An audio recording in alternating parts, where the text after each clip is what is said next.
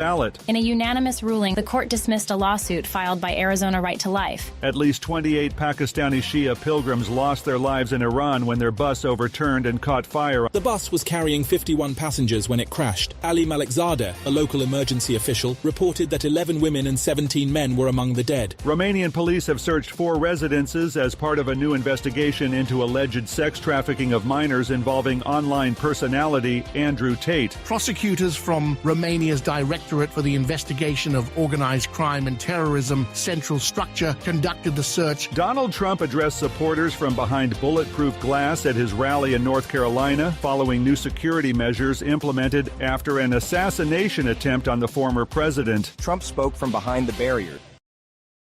The opinions expressed on this program are those of the host or guest and should not be interpreted as statement of fact. And pesky blessed. Independent fact-checking and corrections are encouraged. Look at him. Can we get some coffee in here, please? I get some coffee in here,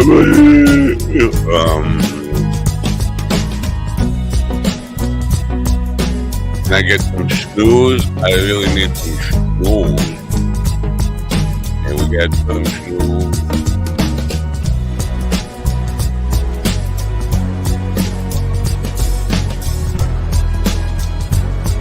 I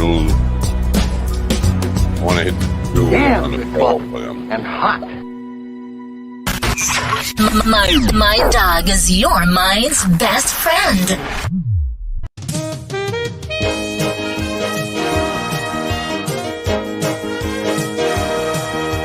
My dog is your mind's best friend. Wake up, America. You've got a dog that needs walking.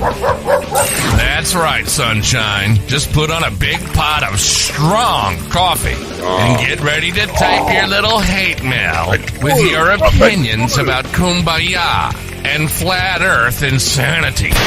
Stand-up comedy? You want stand-up comedy? Well, we've got sit-down comedy. It's time for Coffee with the Dog. You make me laugh.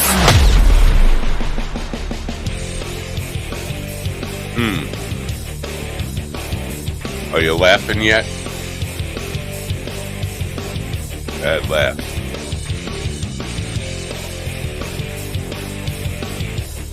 Go ahead. Laugh. Look at my mic, it's little, see how it jiggles? Very jiggly. I have a jiggly mic. Jiggly mic, I know jiggly mic. Good morning, folks. It is a good morning. It is a Friday. So we made it through another week almost. I mean, close enough, right? I could call it that we're going to make it across the finish line for another week. Episode number 700. Are you excited? Well, cool your jets a little bit because we're going to talk to the tax man today. Franchise guy who is the proprietor of Loyalty Brands, but he's also the founder of Jackson Hewitt, the tax guys. So we actually just tricking him into coming here and doing the taxes for the show. Now, Steven, we don't know if he's quit, if he got, thrown out of his bus going across the vast wilderness between Michigan and Fort Wayne, Indiana, or if that caveman he was traveling with ate him, which is a possibility, I guess. But he's not here, so he won't get the benefit of having free taxes or free tax preparer. Now, obviously, you should have had it done months ago. But if you're like me, a little bit of law doesn't, it's just paperwork. And then you pay penalties, but maybe not. Anyway, he's probably not going to want to talk about taxes. But I'm gonna want to try to get him to do some free work for me because that's all. It's really the show is really about is what can I get for free from the guests who are on this program. Last night, Paul McCartney performed at a local club. Stephen Talkhouse, Indian guy. not a Shinnecock. I think he was Iroquois. He has nothing to do with the club that's named after him. Stephen Talkhouse was a guy who just talked a lot. He went to local pubs out on the East End here and just talked people's ear off, and they named the club after him. Now, I have played there, and it's the place to play on the East End. But during the summer in the Hamptons, when things are booming and there's parties, and the place dies. It's a live music venue, and it doesn't do well between June and Labor Day, between Memorial Day and Labor Day, because the rich folks, they got better things to do in the club. Well, the Will Ferrell lookalike, who plays drums for the Red Hot Chili Peppers, what's his name, Chad? He was there with some other, like, I think G.E. Smith was the guitar player. It was a makeshift band of people that are the backing band for rock stars. The drummer from the Red Hot Chili Peppers and the guitar player from Hall & Oates and Saturday Night Live. Anyway, crowd was like 11 people. That includes the 2 bartenders. So really, it was like a Mr. Tongue's open mic and Paul McCartney on stage. So even though McCartney is 82 years old, if you were in the audience for a small show, intimate show like that on a weeknight, you know what? Good for you. You got something to write home about. Anyway, that happened last night. Now I got an email from Donald Trump this morning. The email saying that he's excited to be working with me, and when I win my congressional seat in November. Well, what the hell is he talking about? Well, no, this is not. I said, wait a minute, this has got to be somebody scamming me. But it came through as Donald Trump. But then I looked at the email address, because it says it says Donald Trump. You don't see the email address, but I've gotten enough scammers in my life that I know that check the email address. It's admin@snappersgrill.com. I looked up snappersgrill.com, and it's a comedy club in Tampa Bay. Somebody at Snapper's Grill, which sounds a little bit like the Giggle Snatcher, if you ask me. Snapper's Grill. I don't know. It's probably talking about snapper as the fish rather than the snapper that I'm thinking about, which is not a fish, although it smells like fish. Anyway, that's a whole other story. Somebody at Snapper's Grill, maybe it's the management there. You need to check on your IT guy that he's because he's trying to fish for some information from me or something. He's trying to use email to gather some kind of response from me, and I don't know why. It's just baffling. Now, I hate to really just like pick on Snapper's Grill, but you're responsible for whatever this person does on your dime, whether they got into your email server. I'm not suggesting that you, Snapper's Grill, are the guilty party here. Phishing, but somebody got into your email system and is using your email to fish. And when I say fish, I'm not talking about fishing for snappers, which is not the snapper that I'm thinking about that also smells like fish, if you follow me. Do you follow me? Well, you better stop following me or I'll have you arrested. This is the point. Anyway, we're going to talk taxes today. We're going to find out what happened to Stevie. Well, maybe we're not going to find out what happened to Stevie, which will be sad. I haven't even seen him on social media, which suggests he might have been eaten by that bear. Well, he wasn't an otter. Let's face it. He was not an otter. Anyway, so we'll come back and we'll talk to John T. Hewitt, founder of Jackson Hewitt and franchise guy. Maybe he could franchise a comedy club for us. No money down type of thing where we'll talk about it when we get back. Right now, it's time to just chill your jets and check out Daily High Club. You know what? Go buy a bong. Do me a favor. Buy a bong. Isn't that a T-Rex song? Buy a bong. Get it on. With humble East Coast beginnings in 2015, Daily High Club is the premier destination for glass water pipes, vaporizers, and consumption accessories. If you're looking to elevate your smoking game to the next level, you're in the right place. With over 1 million top-quality smoking products sold, and with a growing base of over 10,000 monthly subscribers worldwide, we deliver the ultimate smoking experience. But Daily High Club is not just a retailer, we're lovers of the smoking scene ourselves, working with giants like Tommy Chong, Snoop Dogg, Chanel West Coast, and more. Ready to join the Daily High Club? Let our experts curate your collection with our awesome El Primo monthly subscription box, or grab one of our fun and unique pieces from our smoke shop. Click the link in the description below this video to get this party started now. Now, get this party started now. Hey, Ron's stealing my spot. Did you see that? Did you see that? He tried to steal my spot.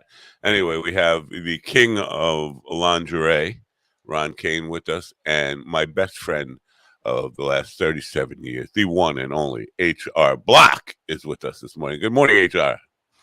Good morning, America. MindDogTV.com. Were you betting on JFK Jr. to win it all?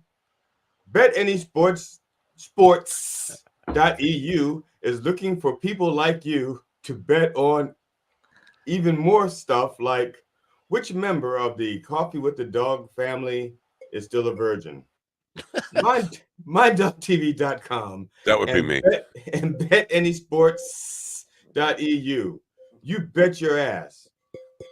With 10 to 1 odds. Oh, I'm sorry. I got Black, and now she wants to be known as Black. Yeah. I think you meant RFK Jr. JFK, I think he's dead, right? Oh, I'm sorry. I didn't mean, I wrote RFK Jr. What did I say, JFK Jr.? Yes, you did. That's what happens when you lose your place and just start rambling. You're spending too much time at the QAnon meetings is what's happening. Yeah, you gotta, yeah. Okay, take two. Good morning, Amanda. No, I thought Temu, while we were doing the commercial, I was noticing my mic for sale on Temu. I thought Temu was supposed to be cheap.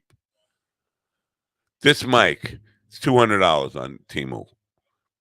How much did you pay for it on the I believe $99 originally. Well, it's a Rode pod mic, and I believe when it first came out, when I ordered it like a couple of years ago, it was only $99. They're selling it for twice as much on Temu. It's supposed to be the other way. It's supposed to be like half as much. Now, is it the Temu one? I don't know. Is it like, are there more accessories than like? Did you just buy the mic and they're saying that that's the mic, Rode pod mic. You know what? It says this has a USB connector too. I don't use the USB because USB is for unsubs or unspecific bastards. That's what USB. Yeah. But no, it's the same fucking mic. Black mics matter. Yeah, that's why it costs more. Maybe I should get some black paint. Because they're lucky that black mic didn't get pulled over and could even make it to the store. It's harder. All right. Has the Republican Party come out and declared the DNC a complete disaster and claim victory yet, or is it too early? I don't know what the Republican Party response is yet. I think they're still trying to figure out what their response is going to be. And while they're waiting, Donald Trump is just free to say whatever he wants. I think he called like three of his lackey media outlets after it and had like breakdowns on the air. I know he called Fox News and he was like ranting and raving, and they cut him off for Greg Gutfeld, whatever his name is, that unfunny comedian, for his bit. They actually cut him. Mr. President, we understand your period. It's a time of month for you, but we got to go to Mr. Unfunny over here. And so that was humorous. But go ahead, Ron. I've seen his crazy tweets from last night, and they were so dumb. Like, where's Hunter, and and stuff like, is she talking about me? Of course, you fucking idiot.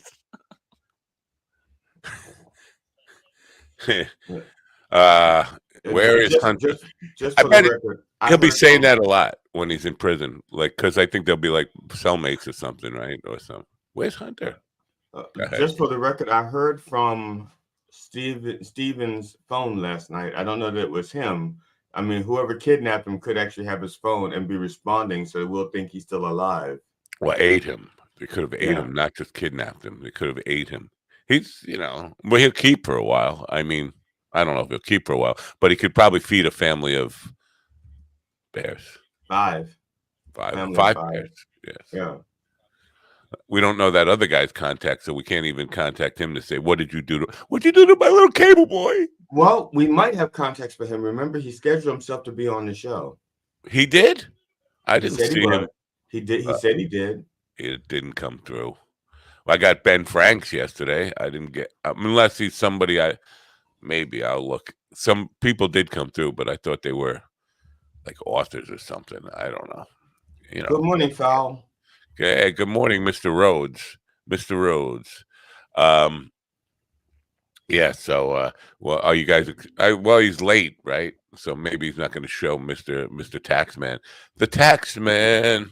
I don't know. I'm disappointed because it would give me an opportunity to play a very bad video that I did a while ago, and I wanted to reshoot it, and I never got around to reshooting it. But I Well, it turns out he contacted me. Now, he's one of these people. I would like to test these people when they say this.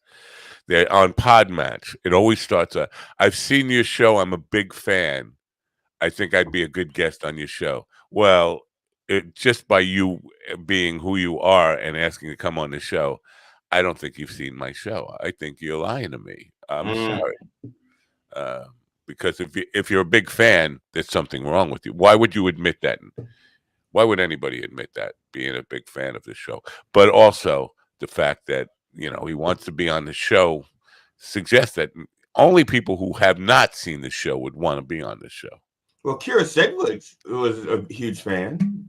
Didn't she say she was going to be on the show? She did, but then she kind of indicated that she was just yanking my chain a little bit, and she was never going to be on the show. She just wanted me to talk about her dopey one-woman play or whatever that she was doing, which is done now. Well, she's dopey. Off of Facebook. She just used that. I think the play had its run, and she's done with it. And she was just using people. Now I'm mad at her. What was that show she was on? The Closer? The Closer, yeah. Was it The Closer? I never heard it. I just saw the print. I never heard it said out loud. Yeah, so I don't know if it's The Closer or The Closer. It should have been The Scammer or The User or The Abuser or The Heartbreaker, because she broke my heart. I know we were going to get her. No chicken problem here. By the way, the chickens heard my wife's voice this morning, and they came running. They came running to the house, and now they're on the back door, and they're chasing the cats away. Because, like you said, they're not so chicken after all. They're not chicken at all. They're extremely brave. Yesterday, she was. Yesterday I was at a show, and she was in the backyard reading, and the chickens were gathering underneath her. Like she took a picture of a flock of chickens. Is it a flock? I think it's a pan. Whatever it is. It's a bucket. A bucket. Yes, a bucket. It was a bucket of chickens that were just all over, like under the table, and they were pecking at her a little bit, like, yeah, go get us some food. Come on. So we've got a chicken problem, a chicken infestation. Infestation. Why is that hard to say? Because it's Friday morning. That's why. Now, I just want to say that I have a slight bone to pick with you on your poll for classic beauties, because when you say classic beauty, the first it's what it suggests. It's more like the great and then you put Grace Kelly first in a classic look. And then the other ones you got looking like hot as hell, which is not a classic beauty. All right. So I forgot Raquel Welch. Yeah, see, and I was thinking Rita Hayworth because, I was. I'm glad you brought this up because, classic would indicate like Marie Antoinette or something. And we don't even know that she was actually beautiful. She could have been ugly as shit. Well, from the head up, she was But I think classic just means you don't use lotion, right? Sugar. It means you use real sugar. I've never used lotion. I don't see you guys. Your generation. We were bare. This is why my hands are soft and supple, probably. But we were pre-lotionary, evolutionary on the whatever. But I'm glad you brought this up with the classic because I thought I was sure, and somebody would say, "Well, you have no women of color on there, you racist pig." And here's the thing: until I think Tyra Banks black women were just never attractive to me until like the 80s or something. And so if I'm thinking classic, I'm thinking back a ways. I couldn't think of any attractive black women before 1980. Wow. I know. Well, wow, you racist. I know that. You don't have to tell me that. I know that. Okay. But can you give me who was a classic beauty black woman before 1980? Barbara McNair. Barbara McNair. I gotta look that up. Diane Cannon. Diane Carroll. No, I'm sorry. Pam Grier. Lena Horne. Lena Horne. Okay, that would have been a good one. Pam Grier, I don't remember what she looked like. Or what was the other one you said that I said I should look up? I forget now. Somebody else. I know Diane Cannon. Barbara McNair? Barbara McNair. No, I say Barbara McNair because she was for the longest time, she was like my archetype of what a beautiful woman was. And it's probably because... Let me see. Oh, yeah, definitely. But I didn't know her. See, I couldn't... born in 1934. Is that classic enough? Yeah, absolutely. So she would have been like 20 in 1954. That would definitely qualify her in my term, like classic Coke, classic Pepsi, classic women.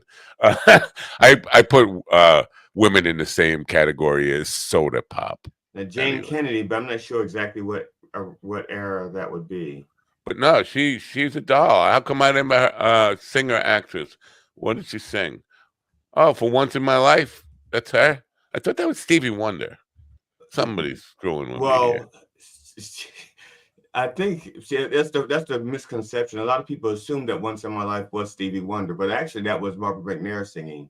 And it was one of those Milli Vanilli things. And Stevie Wonder needed a hit. They let him put his name on it. Ah. Yeah, it was not him singing. It was actually her. Nichelle Nichols is what Mr. Foulmouth says. I don't know her at all. Lieutenant Uhura from Star Trek. Anyway, the point is, I put this on YouTube in that post section, expecting and wanting people to call me racist because it would put up the edge factor on it and get more views and all this. And when people would start arguing with me, nobody called me. If you could do me a favor, just go on there and call me racist, please. So that I need to be called a racist. It's the only way I can get off now. And also there was Denise Nichols, I think her name was. She was in a show called Room 222.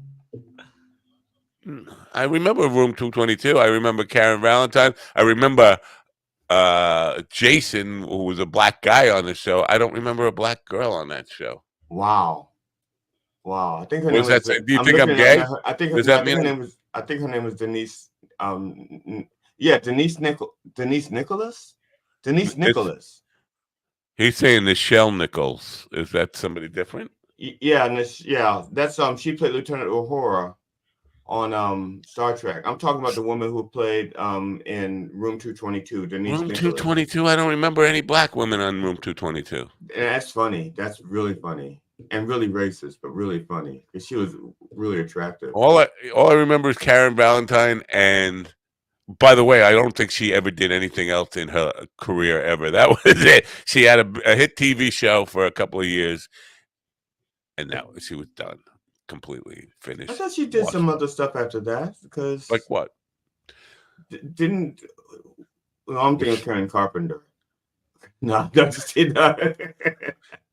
So didn't she sing Muskrat Love? No. No, Karen Carpenter didn't sing Muskrat Love. That was Tony and Tennille, Captain and Tennille. That was Tony Tennille who sang that. Oh, they all Why I like know that? You should shoot me just for knowing that. Because you covered it. You probably had to sing a duet with Mike. No, I never have. You ever sing a duet with Mike?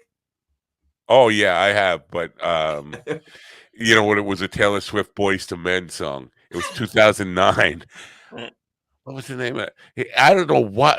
2009, we were playing a small pub, just an acoustic duo, and he wanted me to learn a Taylor Swift song, "Two Become One," and I was like, "It's a duet between the Boys to Men and Taylor Swift." We went to two old dudes. She took on the whole group. She took on the whole group. Wow. I know. When she was young, she was wild.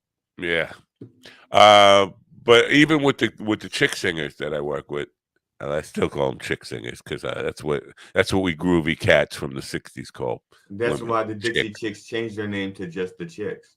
It's because of people. Oh, like is that what that was? Because they sang the Star Spangled Banner last night. Did you hear their harmonies? Something was off. Well, I honestly thought it was I thought they were going for that. I honestly did, because it was like they're really stretching that chord. I thought that, except when they very first started, one of the ones, the chick on the right, I saw her do this. Maybe it was because I wasn't really paying attention. It was on, but I could have sworn I saw her do this. And when I noticed it, I was like, she's having trouble hearing. That's a problem. No, Dionne Warwick is not a classic beauty. Come on, man. Come on. I'm a huge Dionne Warwick fan, and I have to agree with Matt on that. And we don't agree on much, so you know you're wrong, Ian. Sorry. Yeah, there were some, because people thought Diana Ross was hot. I was like, no, man, please. It was Mary Wilson, Mary Williams. Mary Williams, I think. I think it's Williams. Yeah. Yeah. Mary was the hottest supreme, but even then, you know. I don't know. Listen, wasn't that I was saying there were no attractive black women before. I think that's what you said. I said I couldn't think of. I can almost quote. Let's play that back. I'm pretty sure you said they were all ugly. I'm almost certain they were all ugly. Ugly black bitches. That's what I said. You ugly black bitches. Nappy black. Yeah, that's what you said. Obviously, there were good-looking black women. Thomas Jefferson fucked all of them. And he wouldn't be fucking ugly women. Some of them Ben Franklin did, and some of them George Washington did. But I didn't. I just couldn't I couldn't think of any. Now you guys have given me a couple, but I still don't think any of the ones you mentioned fall into the category that Grace Kelly was in. Natalie Wood. No, but she was also royalty. Yeah, but she was hot before she was royal. I don't think so. I think pretty much she looked almost like Whoopi Goldberg up until she became royalty. Now, and then she. See, I was going to put Whoopi Goldberg in that poll because there was a movie that starred. Who's the guy from Roadhouse? Not Patrick Swayze. Patrick Swayze. No, right? The other guy. It's beef for dinner. That dude. The cowboy dude. Yeah, right. He's on the Big Lebowski and all that stuff. I can't think. Right. Are you talking about? But he's in a movie with Whoopi Goldberg. Sam Elliott. Thank you. He's in a movie with Sam Goldberg. You know, Whoopi Goldberg was given the part, but it was not written for Whoopi Goldberg. It was written for like Farrah Fawcett or something. And it's Sam Elliott just keeps telling her how beautiful she is and how distracting it is. Like, see, you got to change the script once you give the part to Whoopi Goldberg. You can't leave that in there because every time you say that, and he's saying it fully seriously, it's like a detective movie. Right. And it's just like every time he says that, it's like you forget you're watching a movie and you just laugh and think, what the fuck is he high on? She is not beautiful. And the thing is, she knows it. She's aware of it. And so I'm wondering what she was thinking when he's saying those lines. Like, I know. Between takes, it's like, excuse me, can somebody just rewrite this? Yeah. You know, make him say something like once she should have just ad-libbed, no, I'm fucking ugly, dude. Yeah. Or she slaps him like the scene from Moonstruck when Cher slaps Nicolas Cage. She goes, "Snap out of it." Yeah. But somebody should have thrown. I can't remember the name of that movie. It was on cable. I don't think it was ever in the movies. It went directly to cable. Like they couldn't even afford a VHS tape at the time. Went straight to the School for the Blind. Yeah. Well, see, for the blind, it would work, I guess. If you just as a radio play, it might have worked. But once you see her face, you say, no, you can't. Sam Elliott is more attractive than Whoopi. I'd fuck Sam Elliott before I fuck Whoopi. I don't know. I did you see her in Sister Act? No. Or was it Sister Act 2? No, I remember her in Ghost. Ghost. That was her most attractive moment. All right. So yeah. You mean when Patrick Swayze was inside of her? Get off my train! I like that guy. Oh, you push it way down deep inside. I love that. Yeah. Yeah. My favorite scene. Yeah, that guy didn't have much of a. He was like a. I think he was like a pre-Kramer. I think that's what Kramer got. Michael Richards got a lot of Kramer's stuff was from the Get Off My Train guy. Also, he was in Buckaroo Banzai. He played one of the evil aliens. I don't know that movie. Oh, another classic beauty. Oh, okay. Like a cult classic, but it's I liked it. I've seen it like maybe 12, 13, 14, 20 times. I put out an ad in a lot of the music places for a duet partner because I have gigs lined up that Mikey can't make, acoustic duo stuff, and I know there's going to be more. Mikey's getting old. He's to the point where he only wants to do one gig a weekend because I like to be on the couch with my wife and watch television and fall asleep because he's getting old. But me, I'm not getting old. You see how young and beautiful I am remaining. I'm not aging at all. And I want to gig as much as possible. And these gigs are coming my way, and I'm not turning them down. But they're for duos. I could possibly like pull Mikey got sick, can't make it on last notice, so I'll do the gig by myself. I could do that maybe once, but I can't keep doing that. So I have to get somebody. Now I'm getting all these. I put in the ad that I'm an older dude, but I'm immature. So I work well with young people because Kiera was. So you lied to them. No, no, it's about working well with. That's a lie.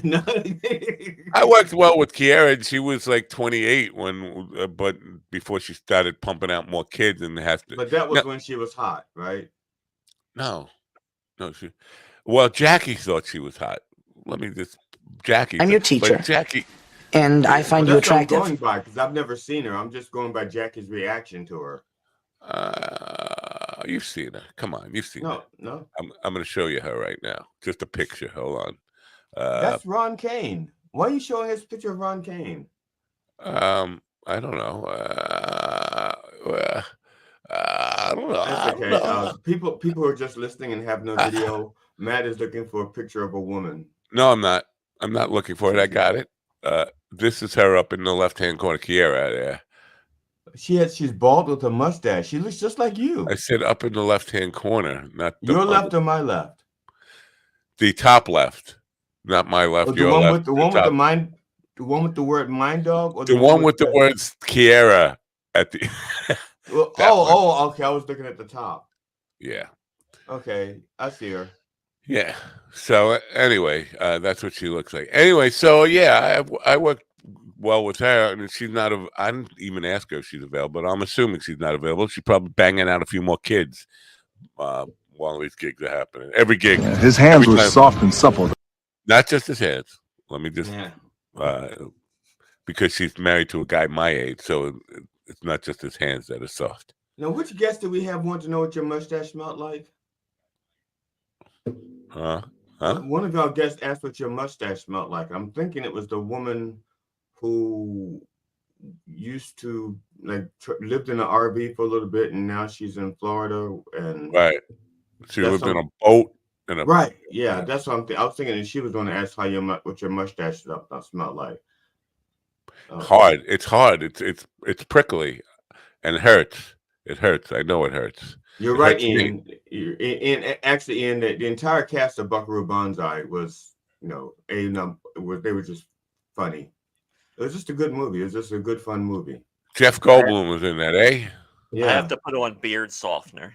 That's what I have to do.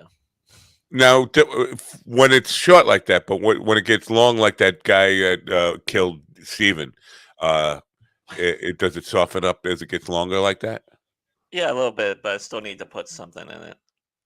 Yeah, mine definitely at least to like here, and for the people on the radio, I'm showing here is here, under here. You see that? That's where it starts to get soft. But until then, it's like it's a very aggressive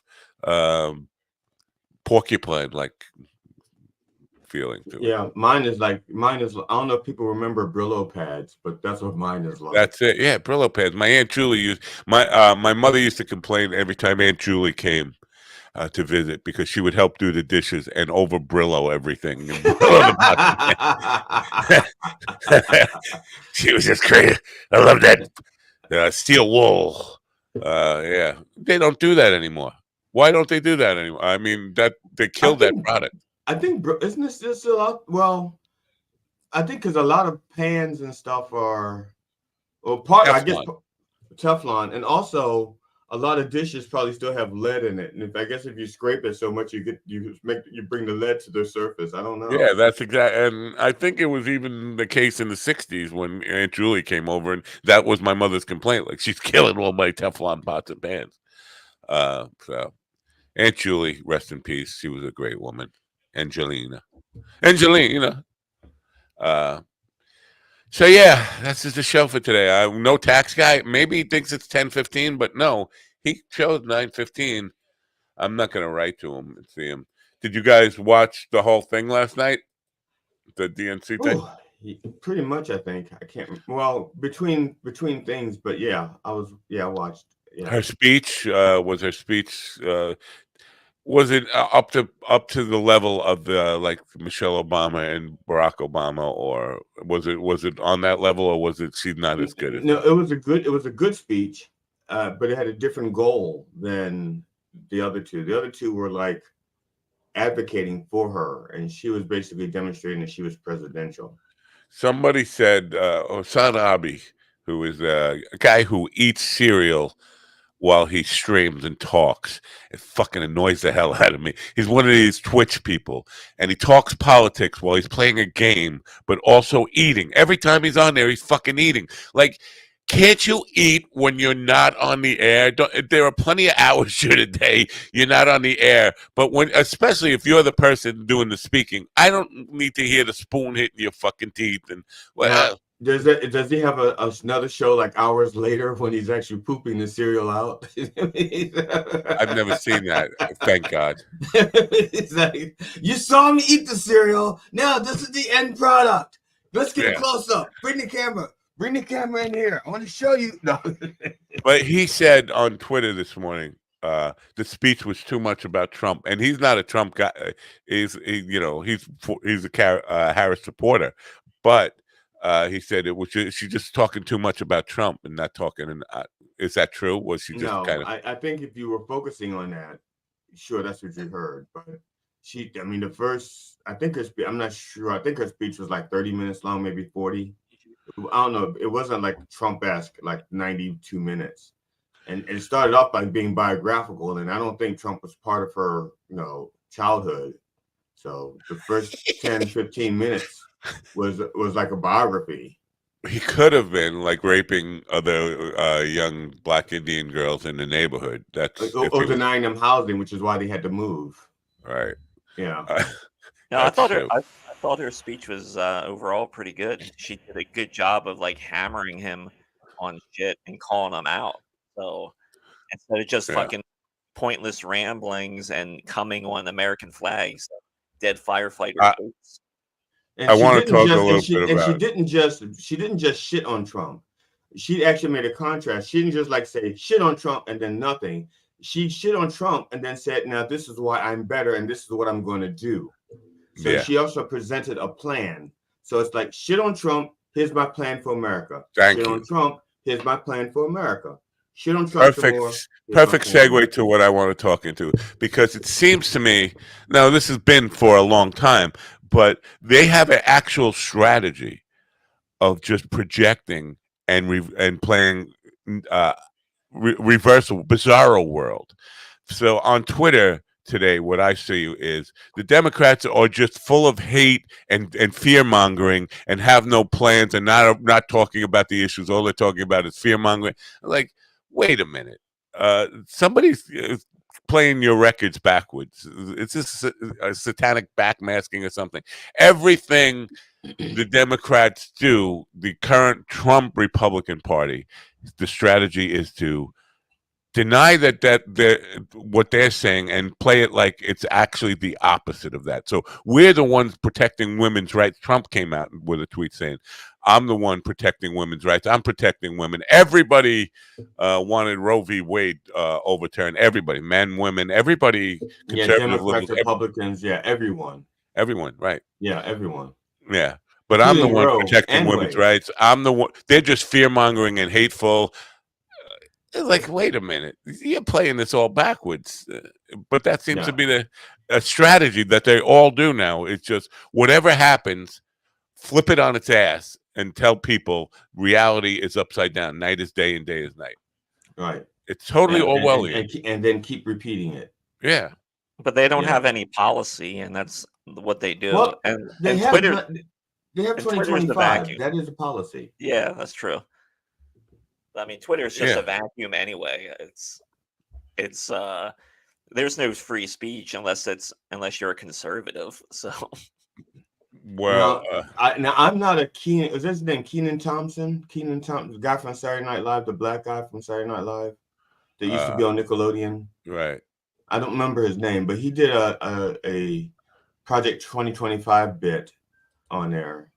That was it was pretty decent. I think it was informative and funny-ish.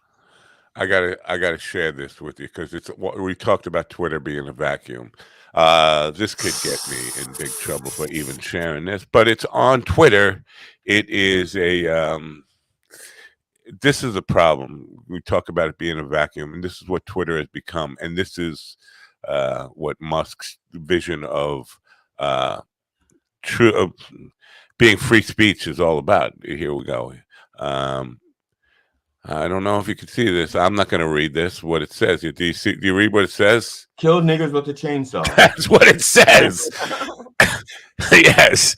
Oh my God! He stole my word. Certified Neanderthal cracker white demon. Believe it, and look at his at kill a nigger.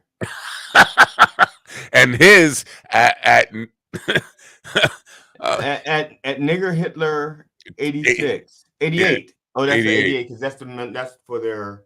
Yeah, why would you now Mr. 86 is going to be really upset because 88 is because H is the 8th letter of the alphabet, and it's supposed to be like Heil Hitler, HH. Oh. Yeah. Oh, I did not know that. See, you were up on you. It's good to have a Nazi on the program to clarify this. That's why you got me on the show, so I can read those things that are on. Now, do you think Elon Musk like has a turd every time somebody calls X Twitter? Because he's spending a lot of money on branding, and people are just ignoring his. No, they're like, no, it's Twitter. It's like I paid for X. It's like, no, it's Twitter. Do you wonder why advertisers don't want to be on that platform? I'm at a loss. Ron, why do you think advertisers don't want to be on there? Because I can't think of a reason. Probably 88. I think it has to do. I think it has to do with the type of fonts they're using. They just don't like those fonts. You know, put that back up. Put that back up. I think you got that, Ron. I think you nailed it. Wait a second. I think you nailed it. I don't think I want to have this up for too long because don't put it up too long. But I just want to. You're damn it, right? You're Ron. Ron, damn it, Ron, you're right. That is You're wrong. You're right, right, probably. damn it, Ron, Yeah, you're the right. Ruby Check out I Rye. mean, that. what kind Yeah, of that is. what Go kind ahead. of presentation is what kind of presentation is that? I mean, you're supposed to be a Nazi, you're trying to get people on board, but then your presentation looks like a child put it together. Yeah, that's We're grading Nazi homework. obviously they don't even have any IT skills at all. It's apparent. It's apparent. But now, if I And that tried parent to shouldn't have just the take a child. screenshot and post that to any other social network, they'd say, "You can't do this." But on Twitter, this is what passes for free speech.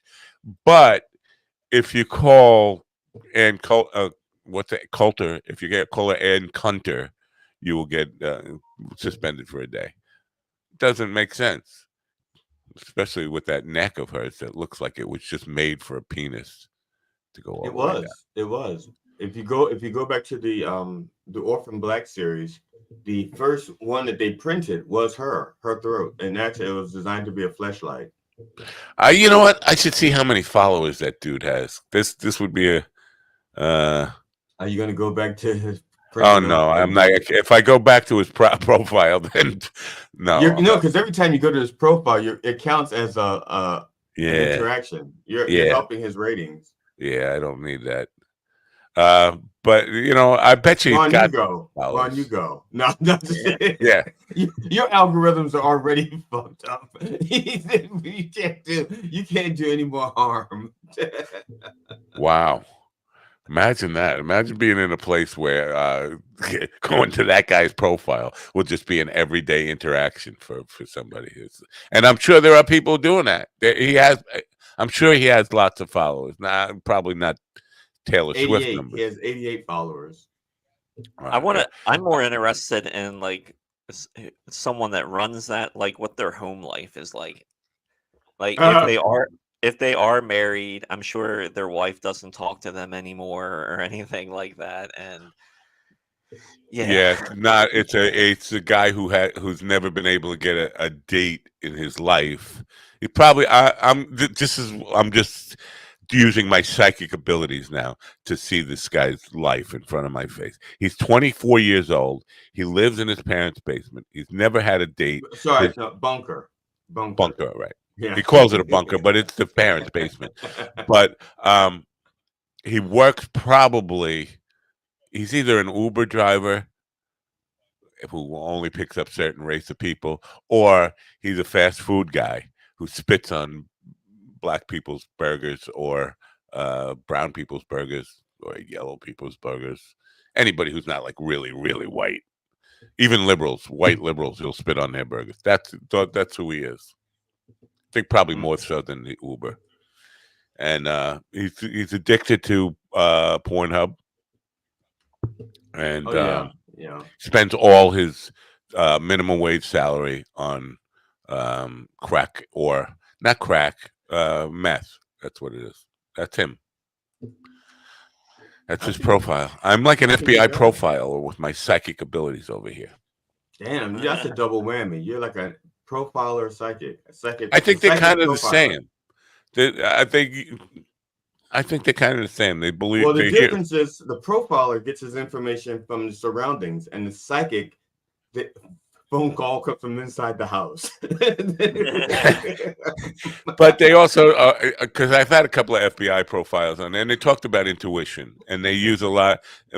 It's like gut feelings. You don't ignore your gut feelings. I was like, and that's the same as Julie Green, who's saying God talked to her today and told her the DNC would be a complete disaster, and Kamala Harris would have to drop out after the DNC. This is what God told her. I think God gets it wrong with her every freaking time. I think she meant RFK Jr. would have to drop out. I think that's.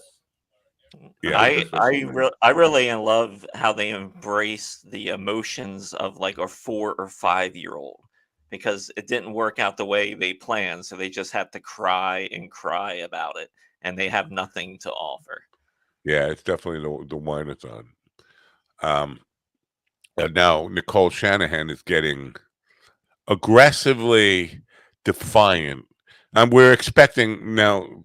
You guys will be vindicated officially today, I believe, that RFK Jr. is having a press conference, and it's the first one where all the media really wants to cover it. I'm assuming that's going to be him saying he's dropping out and throwing his support behind Trump. Maybe he'll be so enamored with the press actually showing up. He'll say, wow, I was going to drop out, but now that you're all here, I think I can pull this off. Well, a couple of people said, a couple of his supporters said, Trump should drop out and throw his weight behind RFK Jr. That would be the winner. That's what. Right. But yeah, I want to see, because yesterday she was saying basically that her liberal friends or her liberal Dem friends is what she said, are all writing to her and basically terrified that they're going to help Trump win. And she was trying to make the case or saying that that Harris is far worse than Trump, and this a threat to everybody, and you should be afraid of Harris, not Trump, because she's the one who wants to turn democracy on its ass and do away with democracy, because they won't let us debate or won't let us on the Democratic ticket or allow. Now, just within that, it sounds like it's just sour grapes. You're not going to let us come to the party. We're going to go to the other side and help them win. That's what it sounds like. He's not saying anything. She's out there making this case. But the idea that, because she talks about we're for clean air, we're for women's rights, we're for, all this stuff. Well, hello, you can't be for Trump if that's what you're for, because they actually want to take women's voting rights away. And forget about abortion. They want to go all the way back. They want to go back to the 18th century or 19th century, maybe 18th century. They want to gut the EPA. Yeah, right. They want to do. They want to. They're not for clean air, clean water, or clean anything, and they're not for women's rights, and they're not for brown people, or whatever she is, Asian people's rights, or minority rights. They are for corporations. They're for white men running everything again. That's what, when they say "Make America Great Again," they want lily white men. I would be excluded, even though I'm a Caucasian. I don't fit into their view of who gets to run the world. Which is, what I should. If we're gonna go white supremacist, can I get a bone over here? Can I be a white guy again? I'll sign up for the white guy club if it means power and ratings, dollars, and we get to sell some more stuff. I'm selling Matt Napo Bibles, by the way. So if she pulls out the win, how contentious do you think it's going to be from November to January 6th? Oh, that depends on the state. Depends on which of the 50 states you're talking about, and which news channel. Because like on MSNBC, they will be so giddy that they'd be like jizzing on the cameras every show. They'd be like, you wouldn't see any hosts or hostesses or anything. It'd just be like the lens would be covered with white. That's it. Now, as far as like Fox, darkness in perpetuity. But he will definitely. He has definitely already laid the blueprint for another January 6th, where he's going to say, "Go fight" and all that stuff. Oh yeah, I mean, they're saying that it's not going to be fair or whatever. But like, if you're Fox News, what are you supposed to do? Because you just settled that $750 million lawsuit from Dominion, and you can't get in that game this time. And they still have other lawsuits pending. With that other company, was it Smartmatic or something? The other company. Yeah. So how is Fox News going to navigate that? Without the board going, you can't fucking do this. You can't fucking do it because it's going to kill us. I don't think Rupert Murdoch learned his lesson at all. We're going he's back not to there anymore. Oh, he's not. His son, Matt Murdoch. Whatever. I don't think Fox corporate has learned their lesson because they are. Why would you get back in? Right from the start, they were back on the Trump train as soon as he announced he was running. Well, as soon as And DeSantis dropped out, I think in the beginning they were pushing DeSantis. it didn't work. Right, and then and once DeSantis imploded, they like, ooh, okay. And DeSantis just took a beating in his primaries in his state. Yeah. Like a lot of people that he was backing, they did not make it. Now some of them did, but his agenda kind of fell flat, and Florida said, "Hey, go fuck yourself." Right. Do you think, as if and when, I should just say when, not if, when RFK drops out today and he tells his loyalists go support Trump, that they will do that? Because I don't think they like Trump, which is why they went to him in the first place. Right.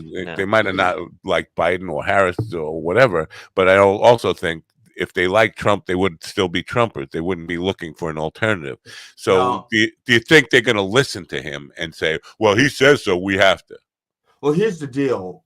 I think at Kennedy's apex, he only had like maybe 9%, polling at 9%. And that was with Biden at the top of the ticket. Once Kamala got at the top of the ticket, I think his support like dropped down to like 5%, something like that. So immediately, and Kamala Harris's support went up, like almost within a margin relative to what he lost. So it seems like a lot of the people that went, at least a good chunk of the people that went with him, were just disillusioned with Biden and Trump. Once you take Biden out of the equation, some of those people would say, okay, well, the other old white guy's gone. I can go back to the Democrats. Right. So I think that with the people that are left are still mostly anti-Trump. I think they would be likely to stay home or throw their support behind Jill Stein? No, not Jill Stein, and No, not Cornel West, but they'll probably. I think they'll all Napo supporters. Yeah, I think they will. I think they will vote for Harris because, like, those weird, those swing voters they always talk about. Like, if you are truly a swing voter and you tuned in to see her speak last night, you can obviously see there's a clear difference between Trump and her. And so I think if there were swing voters watching that, they were kind of like on the fence. I think she brought them over to her side, especially after I don't know. I don't know anybody on the fence. I would love to meet somebody. Not a fence per se. Like some people, they're not on the fence. They just want the next cool thing. And so some of the supporters just wanted the next cool thing. And so RFK was the fuck you vote. It's the next cool thing. Now Kamala Harris is the next cool thing. And so some of those people probably go to her because she's the next cool thing. Now, whether or not they'll stick with her through November, we'll have to wait and see. But there's some people literally just contrarians, and some people just want to support the one they think is going to win. And Kamala Harris looks like the winner now. And they want to say, I voted for the winner. Wow. So there's a bunch of emotional and psychological shit going on other than voting issues. Because if it was just voting issues, the election shouldn't be even fucking close. The polls shouldn't even be close. It should be Kamala taking like 45 of the 50 states and all of the American territories. Well, somebody said about Trump, how is this dude even polling over 40%? Here it is. The Republican Party is tied to him, and they feel like if he loses, they're going to be in oblivion for years and years and years and years. This is not true, by the way. It's the perception that if he loses, the party really will take fucking decades to rebuild. I've just seen it before when parties have been decimated, that they don't take forever to rebuild. Now, it seemed that way with the Reagan era. It was 12 years before they got a shot again. And that was only with the help of Ross Perot. But and with the help of a major recession under Bush. But it won't take decades. It won't. They'll be back. They'll be back. If they lose everything, if they lose the presidency and both houses, they will be back in very quick time. And even 12 years, I mean, goes by. at my age, 12 years goes by like a bowel movement. If So, yeah, I could see that, but I think the caveat there is if the Democrats can pull off what they're saying they want to pull off, then I think it's going to be really hard for any Republican to run against that. Like if you yeah. codify Roe v. Roe v. Wade, and then like voting rights and shit like shit we shouldn't even be talking about at this point in history. It's like we need to move the fuck on. There's more important problems. Right. I Yeah, think. definitely. I mean, what are you going to run as a Republican? Like everything is dark days again. Well, here's the thought I had yesterday, and I haven't heard anybody say this. And I'm not patting myself on the back, but I'm just it confused me as to why nobody has taken this approach. If you want to say to the anti-abortion people, you want more babies. This is what you want. You want to force people to have babies. Why don't, instead of banning abortion, we try this? You build a world which people actually want to have and raise children in. Yes. How about that concept? Can you think about that in terms of that? Now, it takes some patience. It's not going to happen overnight where people will all of a sudden say, I want to have children. But a big reason people are not having children is they don't want to bring kids into a fucked up world that you're creating. Maybe if you create a better world, people will start having babies on their own without being forced to do it at the threat of that was the jailed. Clinton. That was the Clinton thing. Well, that was part of their message. Bill, and I think Hillary as well when she ran, that abortion should be safe, legal, safe, and rare, or something like that, because people want to bring, they want to have a world where they want to have kids. Right. Now, one of the things I was semi-impressed with, not the comedian himself, because I still don't think he's a great comedian, but D.L. Hughley, last night, I think it was last night, actually gave his little speech, and he was opposed to Kamala Harris in the beginning. And he went on every podcast that he could get on, and he was like pooping on her. And he went on last night to say, look, I'm sorry, and I was wrong. Wow. I mean, it took him longer to say that. That's just a rare thing in America or in the world that people can actually say that. I've said it many times on this program. I'm giving myself a little pat on the back for that. I say it almost every day. Yeah, he says I actually had a meeting with her, and she challenged me to do my research. And he says, and I was talking out of my ass. I had no idea what I was talking about. And he says, once I actually got to know her and actually researched the things I was saying, I found that I was wrong about her and about what I was saying. Wow. Well, she will be opening up for me at the Giggle Snatch this weekend. Yeah. And the other thing he said is, since I trashed her in public, in the media, I want to apologize in public in the media. Well, you know what? DL Huggy Bear did something decent. Good for him. I didn't even know he was still relevant. I don't know. Good. I don't think he is, but he's still, Well, I think 1 year, and a lot of people. Right. What people really aren't talking about is that, like, last night was really a win for like the moderates, because like everything she was talking about was more moderate than anything. It wasn't like, yeah, some stuff leaned left, obviously, but most of her shit that she was talking about was like stuff with a moderate. I mean, yeah, from to me, the idea that they're painting her as this like extreme leftist, I don't see that. I don't see anything that is extreme left. I know what extreme left looks like, and that ain't it. None of those policies are. No, and I think they did a great job of like talking about guns, saying we don't want to take your fucking guns. We just want some common sense laws around guns, which is fair. 1 year ago yesterday, RFQ Jr. was asked on a podcast, Brilly and Hollyhand. He was asked if he would drop out, and he said, and support Trump. And he said, no, never happened. First of all, if I ever did that, my wife would divorce me. Well, so they're getting a divorce attorney. Maybe Kamala's husband, Doug, can represent her. I don't know. I hope I Larry I David think his shows wife up doesn't at care. RFQ's press conference. Yeah. Dropping out, are you? Now, before the last night of convention last night, there was speculation running wild because there was like a gap in the scheduling, and people were saying, "Well, they're having a special guest. It's going to be Beyonce and Taylor Swift together." All this stuff. None of that happened, right? There was no special guest. No. And the funny thing is, I'm thinking that's going to be like the next thing that Trump goes with on the next thing he'll tweet about would be like, so disappointing. There was no Taylor Swift. There was no Travis Kelce. There was no Beyonce. She has no support whatsoever. That's going to be the No, next thing. I think they did that on purpose because I have this.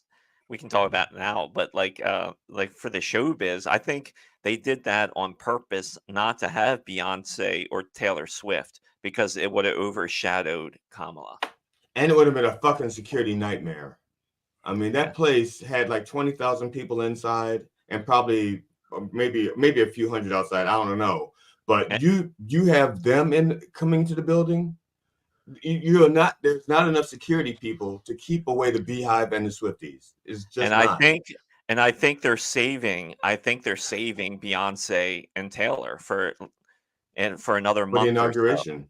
Yeah, there's. Oh, I thought you said for a special edition, a lesbian porn. That would sell so big on pay-per-view. Yeah. I'm impressed that because you don't know any comedians, but you know the phrase Swifties and Beehive. I didn't hear about the Beehive till just now, but it makes sense. But I heard Swifties. But Trump has been claiming there are Swifties for Trump for about a week now on Twitter. He means Swift voters. That's what he means. When he says Swifties, he's talking about Swift voters. Wow. Yeah, you're talking about the AI pictures that someone put out. Yeah, but he retweets them, and I think he actually believes there are Taylor Swift supporters that are for him. It's hard to know what he really believes, but it seems like I don't know. Because he doesn't even have any tailored suits for Trump. They're not alone. At this point, he is making Biden seem like a 21-year-old, completely in touch with his faculties, young person. He is so far gone and ridiculous in some of the stuff he's saying and panicking. It's hard to know what he really believes or what he's just trying to, hope other people will believe. He's. In a way, I empathize with Trump because he and I are both just trying to stay relevant in the fields in which we chose. Okay, I'm just trying to stay relevant in comedy. He's trying to stay relevant in chaos. I mean, I think he's trying to stay out of jail. Oh yeah, that too. Yeah, he's trying to stay out of jail. I'm trying to stay out of jail also, but not because I've committed any crimes, but because I look like somebody who did commit the crimes. You did. I just wonder how bad that she is going to maim him during that first debate. Oh. I guarantee that everybody on that side will claim victory, no matter what is said. Well, they can claim victory. They can claim victory, but the reality is, I wonder how bad she will beat him up in that first debate. Just look at her questioning William Barr or Kavanaugh, and they're like, they're mumbling and stumbling like a perp who's just met the bad cop. The good cop just left the room, and now the bad cop is ready to fuck them in the air. And the Southern guy that was Attorney General, I'm sorry, you're getting me all flustered. I can't think that fast. Oh yeah, Sessions. I can't think that fast. You got me all flustered and clenched my pearls. Lord have mercy. Yeah, well, Sessions was in that never first debate saying, "I can beat you in a driving contest. I can beat you in a driving contest." As long as he's not behind the wheel, yeah. I got a big. We're 9 minutes late on the news. Like I fucking care. And at 10:01, I saw that and I said, "Well, Matt will catch it. I'm not going to remind him. He'll catch it." Matt's a professional. I got whatever made you think that. I got an email from Alan last night saying the title of it was "Big Announcement." Oh no, major announcement was it? And it basically is Radio Guild is now Media Guild. Stay tuned for more details. Wow, that's a major announcement, Al. So basically, Media Guild is going to be AI pictures with the AI reporters. That I mean, what's oh, you want to buy viewers? No, I don't. Thank you very much. Go over to Rumble. You're on Twitch. Go over to Rumble. There, I have like hundreds and hundreds of people like you trying to sell fake traffic. Why do I need fake traffic? I don't need bots listening or watching. Anyway, yeah. So bots don't buy bongs. So let's listen to a short seconds of fake news, fake 3-day-old news, shall we? Here it is. Donald Trump addressed supporters from behind bulletproof glass at his rally in North Carolina following new security measures implemented after an assassination attempt on the former president. Trump spoke from behind the barriers during the fake. rally in Ashboro, marking his that. first outdoor event since the July 13th shooting in Butler, Pennsylvania, where Trump and 2 others were injured and 1 person was killed. At one point, Trump briefly stepped out from behind the glass and left the stage to check on someone in the crowd. Jim Kender reporting. Romanian police have searched 4 residences as part of a new investigation into alleged sex trafficking of minors involving online personality Andrew Tate. Prosecutors from Romania's Directorate for the Investigation of Organized That's Crime a huge and Terrorism wiener. Central Structure conducted Look the at that search hand. alongside officers Look at- from the Ilfov Organized Crime Service. The search occurred while Tate and his brother await What the trial hell? on charges of rape and human trafficking. The recent police action It's got could a lead finger to additional for a charges thumb. against Tate. Joseph Eckerson reporting. At least 28 Pakistani Shia pilgrims lost their lives in Iran when their bus overturned and caught fire. The bus was carrying 51 passengers when it crashed. Ali Malekszadeh, a local emergency official, reported that 11 women and 17 men were among the dead. Another 23 passengers were injured, with 14 in critical condition. Malekszadeh explained that the bus overturned as it veered off the road due to the driver losing control, unfamiliarity with the route, high speed, and mechanical issues. Benjamin Wright reporting. The Arizona Supreme That Court was has Stone. decided that a citizen-initiated ballot measure to secure abortion rights in the state constitution will remain on the ballot. In a unanimous Arizona is kind of coming to its senses a little bit. I think it's I don't know. Maybe there's hope that they might actually recognize Martin Luther King Day in the near future. It seemed like people in Arizona, maybe more non-mentally ill people, are moving to the state or something. But or the older ones are dying off. Right. Peter Ducey went to the DNC last night, and Peter Ducey's a Fox douchebag, is what he is. Yeah. And he went over to a section that was completely black, and he's standing out like when we were kids. There's a neighborhood, a town on Long Island, Wyandanch, which is just all black people, no white people within miles. It's like it's where all the black people go. And one of the things we used to do as a prank was to pick up a hitchhiker, a white hitchhiker, and take him to Wyandanch and throw him out of the car and yell, "Lincoln was crazy," and drive away. And to see the reaction of people coming out to kill this white guy. This is what this looks like. It looks like somebody threw this poor little white kid into a black neighborhood and yelled Lincoln was crazy, and now they're ready to fuck him in the ass. So it's like that scene from the Die Hard movie where they took Bruce Willis. Yeah. I think they stole that from us. They made him wear a sign.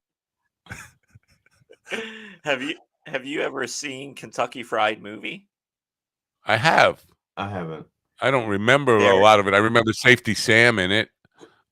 There is a skit in that where it's this guy. His name is Rex Kramer. You can probably just look it up on YouTube. He's Rex Kramer, Daredevil, and it's this just small, tiny white guy. He's in this jumpsuit. He puts on this helmet of like the American flag, and he walks over to this group of black guys, and they're playing dice or something. walks in the middle of them, and you can guess what he yells. And then he just runs. The dice are rigged. The dice are loaded. He basically just retweeted that tweet we showed before from And he number 88. just runs away, and all the black guys look at each other. It's like, did he say? Then he just started running after him. Wow. Yeah. So that's what Peter Ducey looked like last night. It's funny. I can't go sharing that because it's on a different computer, and it's too much work. But it looked like he was about to get beat up. Like he stumbled into the wrong neighborhood at the wrong time of night. Yeah. So no tax guy, man. He's Mr. 1015 as well as 915. So I was going to ask him about a franchise. This is what because he does this loyalty brand thing, right? Right. And I want to say, well, have you got like a Funny Bones or a Zanies or, Helium, one of their franchises? Can we get one of those for me as a no money down investment? I'll take a 30-year mortgage on this because I'm not going to be around 30 years to pay it off anyway. I want just give me a comedy club in a good city and let me run that. And lose all your money. Invest wildly in this idiot who's never run a comedy club, and let me see what I could do with it. That was what I was going to try to pressure him into committing on. Either that or send me a check because I need some money for this show to keep it on the air. It's funny because the two brands that he's associated with, as far as the starting, and one of them is Liberty Tax Service, and that when I see that, I think of a low quality product. It's funny. I just see in my mind, I see a low quality product. Liberty Jackson Hewitt is his tax thing. Liberty taxes. I know. Why would he both competing both? I don't know. Well, I think Liberty is geared more toward inner city things because I usually see them in like inner city places. I don't usually see them. Founded two of the largest retail chains in North America. In 2012, Liberty Tax Service operated over 4,000 locations in the U.S. and Canada. International, I didn't know they even had income tax in I guess they do in Canada. There you go. International Franchise Association Entrepreneur of the Year, Accounting Today, Top 100 Influential People, Best-selling author, blah, blah, blah, blah, blah, loyalty brands. Whoa. Back up. Blah, blah, blah, blah, blah. Blah, blah, blah. Oh no, you're right. It's blobbity. It's blobbity, blobbity, blobbity, blah, blah, blah, blah, blah. Okay, because I didn't know if that was a quote or if you were just paraphrasing. No, that's a direct quote.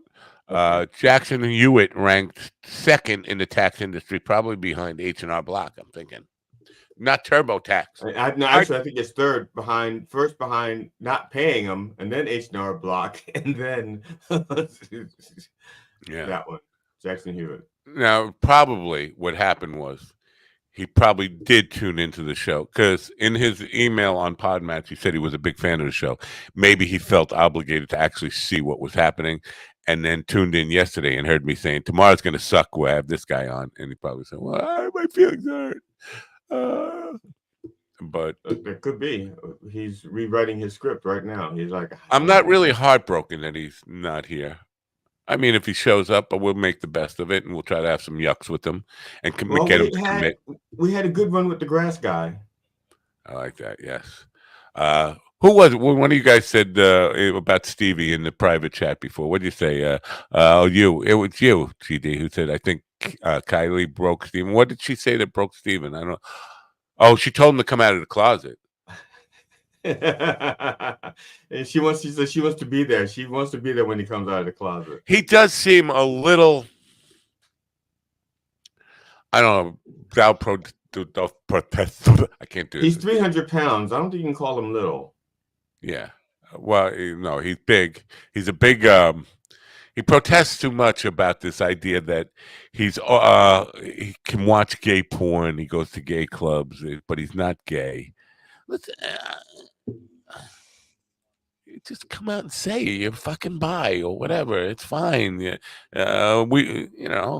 But to say I'm comfortable enough with my sexuality that I could go to gay clubs. No, you could be very comfortable with your heterosexual status and not have to prove it by going to gay clubs and I didn't prove it by going to gay clubs. I went to gay clubs because that was where the woman I was dating liked to go, because they had the best music. They had bumping music. If you wanted good dance music, you went to the gay clubs. I did not know that. Yeah.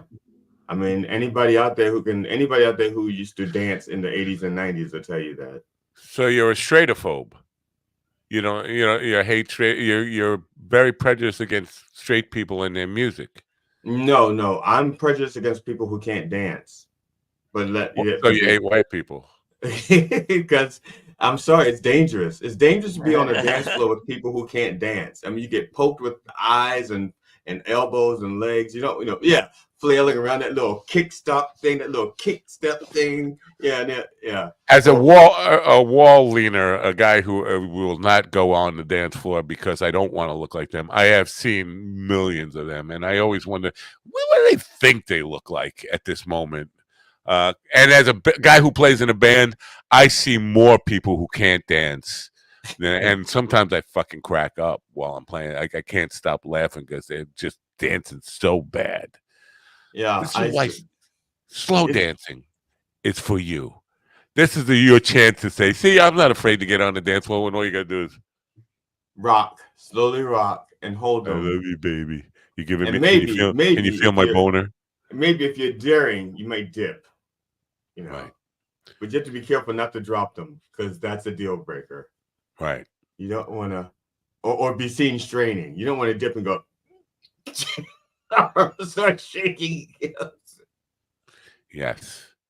Now my wife has some friends who I don't know. I saw her feeding her friends. She's not really big on humans.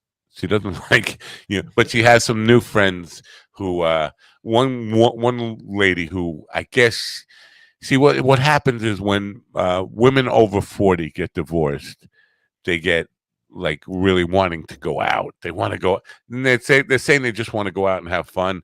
They're looking for their next victim, is what happens. So she's got a lot of divorced people who need a wingman. She doesn't understand that she's the wingman for this operation. Oh, okay. Yeah. Her friends are just wanting her to go out. And she's like, she don't drink. She's not a drinker. She's not a clubber. So she wants to do like wholesome things, like go to the park, for your family. Your wife wants to go to the club and throw peanuts at the people. Yeah. Yeah. Throw some corn at the people on the dance floor. Apple slices, but yeah, it's fine. Yeah, we don't need to nitpick about what she's throwing them. But so this one woman invited her to a club.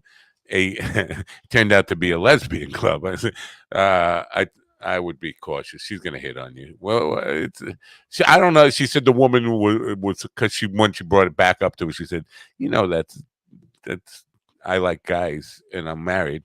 And I didn't know. Yeah, she knew. She was just testing you to see if you were open to go in that club.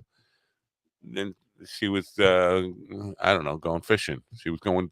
It was the Snapper's Grill. Snatcher's Grill. We guys, what are your thoughts on the Snapper's Grill? Is a comedy club in Tampa Bay, and they're sending out phishing emails posing as Donald Trump. Do you think it's a hacker who got into their email system, or why would a comedy club even be interested in phishing? Looking for jokes? I don't know. That's really bizarre. That's really bizarre. It is. Snapper's Grill, Tampa Bay. I think I think they want to book Jackie, and they're trying to get to Jackie through you. That's the only thing. Everything comes back to Jackie lately. I don't know. You got like a Jackie conspiratorial thing going on. Well, I get paid like $3 every time I mention his name. I would not doubt that, guy. I get paid $3, and he sends me like a half a pound of weed. You're a Jackie affiliate. Yes. So yeah, I'm part of the Jackie franchise.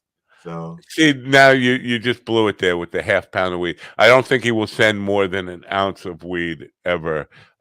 He might send you half. That's total. That's total. That's for my services complete.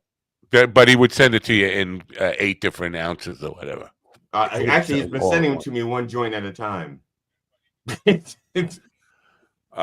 And I'm not convinced that he hasn't had his mouth on those joints. I'm really not convinced. Well, this is interesting because I just came to the conclusion that I need to stop gauging the amount of weed I'm smoking by the weed container and start doing it by the papers. How quick does it take me? How quick am I going through a whole pack of small bamboos? And I'm going through them way too fast, which means I have a problem, ladies. Now, I just had the same conclusion you did, except for I didn't have the conclusion. I just came, but I didn't have the conclusion. Oh, okay. Well, no, coming is a conclusion, isn't it? Why, you keep going after that?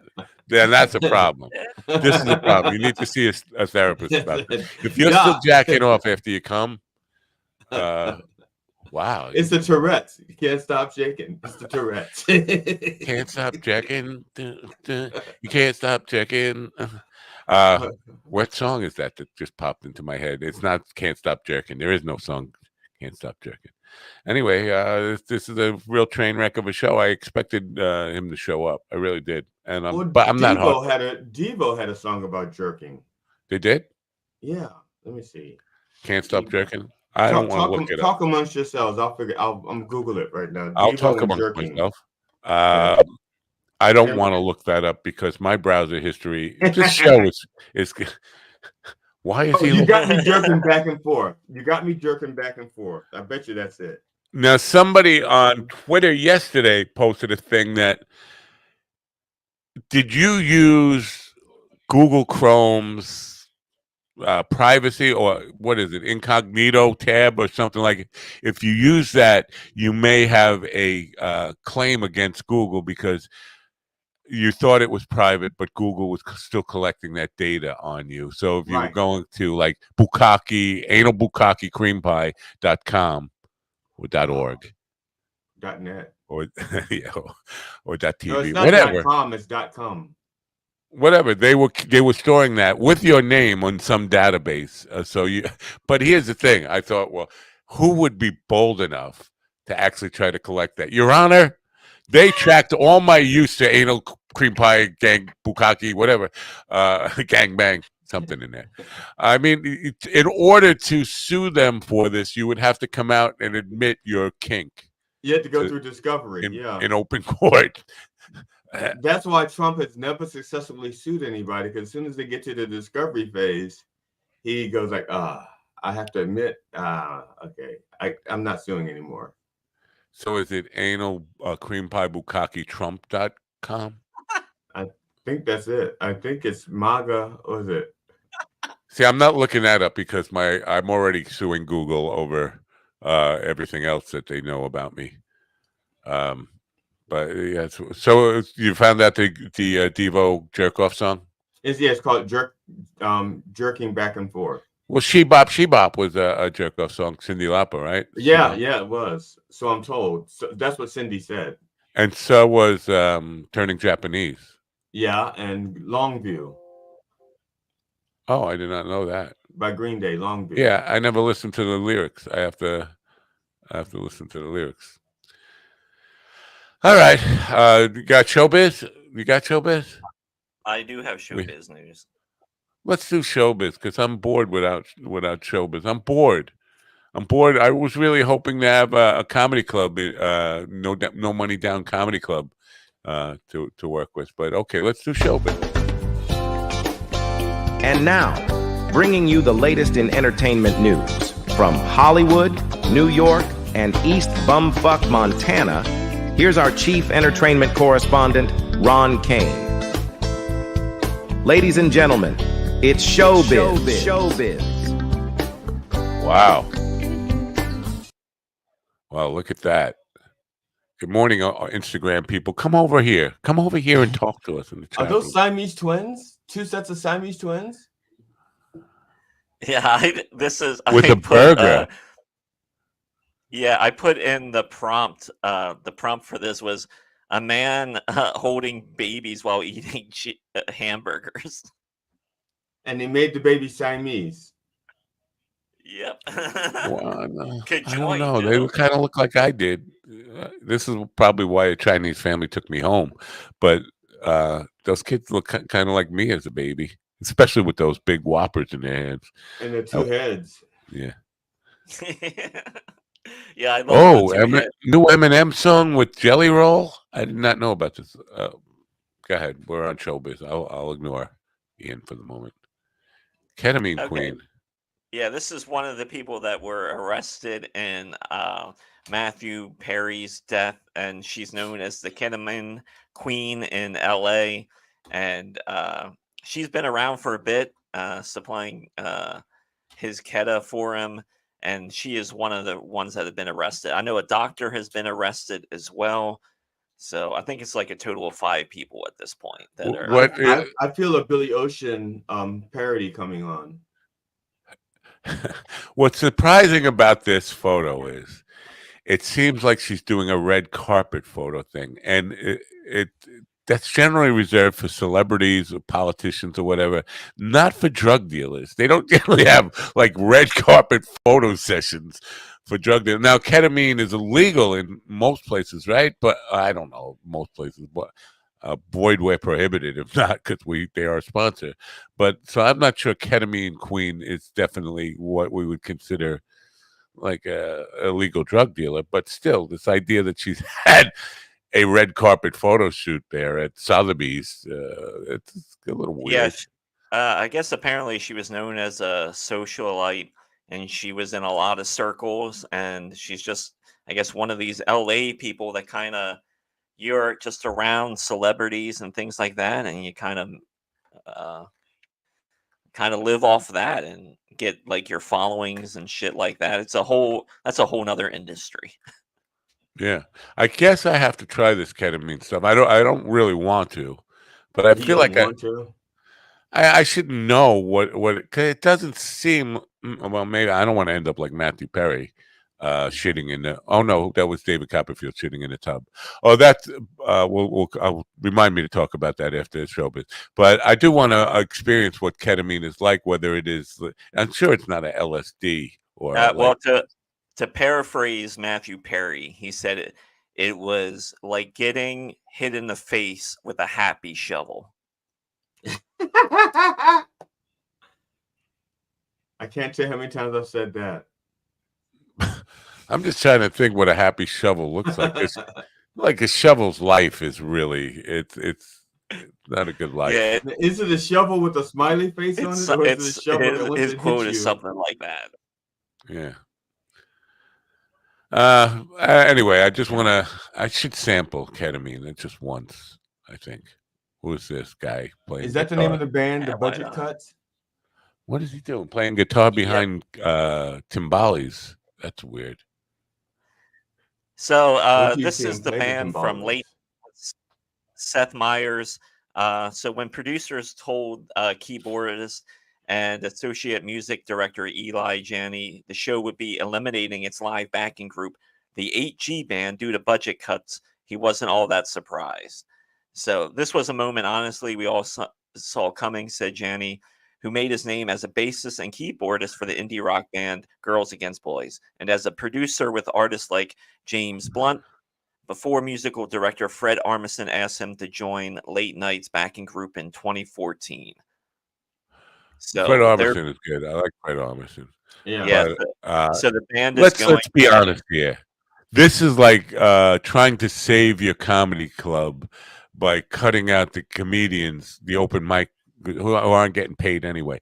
These musicians, whatever the budget is for this television show, network television show, the musicians' salaries are not the problem.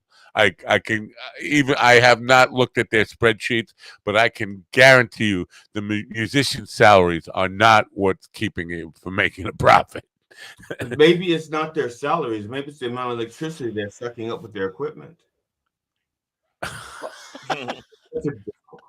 Well, I think this is just another indicator of just like how bad corporations are ruining entertainment, because corporations are getting in there, and because the way they think, they're just looking at. Watch how you use the word entertainment around here. I've never seen that program. Entertainment. I don't know how long it's been. Yeah, entertainment. I don't know how long it's been on the air. I think probably at least 10 years or so, right? This, 10 years. and it's the old Conan show that was after Letterman, but I don't know. People watching college kids. That market was established for college kids, but since the internet has just taken over streaming television and all that stuff, I don't think anybody is like even in dorm rooms waiting for whatever 12:30 at night, whenever this show starts, to watch these kind of shows like a cult following like Conan had 35 years ago. Well, like like when Fallon started, like they had the right idea, because at least on the Fallon show, they knew, with the internet, like that's people really don't watch the show like they used to, and that's why they would cut their shit up and throw them online and start those clips. So Right. that's what they're doing with every show now. And you're right, most people don't watch a show like this from beginning to end anymore. It's just they Right. want the clips online. That's it. And it's all the musicians' fault. Yeah, and it's all the musicians' fault, and not probably the 6 executive producers that are on the show. Yeah. Well, you And got to have one per musician and then one for the host. So no we Queen touched Bee. Yep. So we touched on this briefly. TMZ got it wrong, as they said that because they kept claiming Beyonce was going to be there all week. Like they're going to bring her out. They're going to bring her out. And guess what? No Queen Bee. So TMZ, you got it wrong. Not the first time they've got it think it right. I was the think it's the first time. second or third, right? Okay, Second. yeah. Oh, right, yeah. Yeah, I think, Yeah. Yeah, but like we we did- talked about earlier, they weren't going to bring her out to overshadow anybody. So that's where we are. Probably it wouldn't make sense for her. But they did have Michael Jackson. Yeah, Yeah. they dug him up. They brought him out next to his hologram. They had his remains. Like, look at him dance. And that's when they had all the kids leave the room. Yeah. So this is interesting. This is well, obviously Michael Jackson. A California appeals court has issued a final ruling that Michael Jackson's estate can proceed with a $600 million sale of the singer's catalog to Sony Music, rejecting objections from his mother that aimed to block the deal. Something is wrong here. Something is wrong here, Your Honor. You're out of order. We're all out of order. Queen sold their catalog for $1 billion. Michael Jackson's catalog has to be worth more than Queen's. Now, I have much respect to Queen. Michael Jackson, I don't know if you know this, but he was known as the king of pop. I think Now, is it his catalog? Because he bought other people's music as well. So he owned another catalog that was not his music. Is that the catalog they're talking about? They're talking about specifically a lot of that Michael was Jackson bought back. or Jackson 5. I know he owned the Beatles catalog for quite a long time, but McCartney bought that back. Okay. But, I don't know if the rest of the stuff, but you're right. He did own a lot of publishing stuff. I think this is just his stuff. But even if it's just his stuff, it has to be worth more than Queen, don't you think? Don't you agree? I don't know. Is it Michael Jackson or is it the Jackson 5? It's just Michael Even Jackson. so. Well, How you many think hits? about it, Michael Jackson was the king of pop, but okay, maybe I'm just not up to snuff on Michael Jackson's material. But other than like Off the Wall and Thriller, I don't know of any really hot albums that he had. Oh yeah, the late '70s, before the '80s, before the Thriller stuff and all that stuff. He had, when he first went like solo and was like, he had a bunch of, now they maybe not top 10 pop hits, but definitely on the R&B charts and all that stuff. He was huge because I was in wedding bands at the time.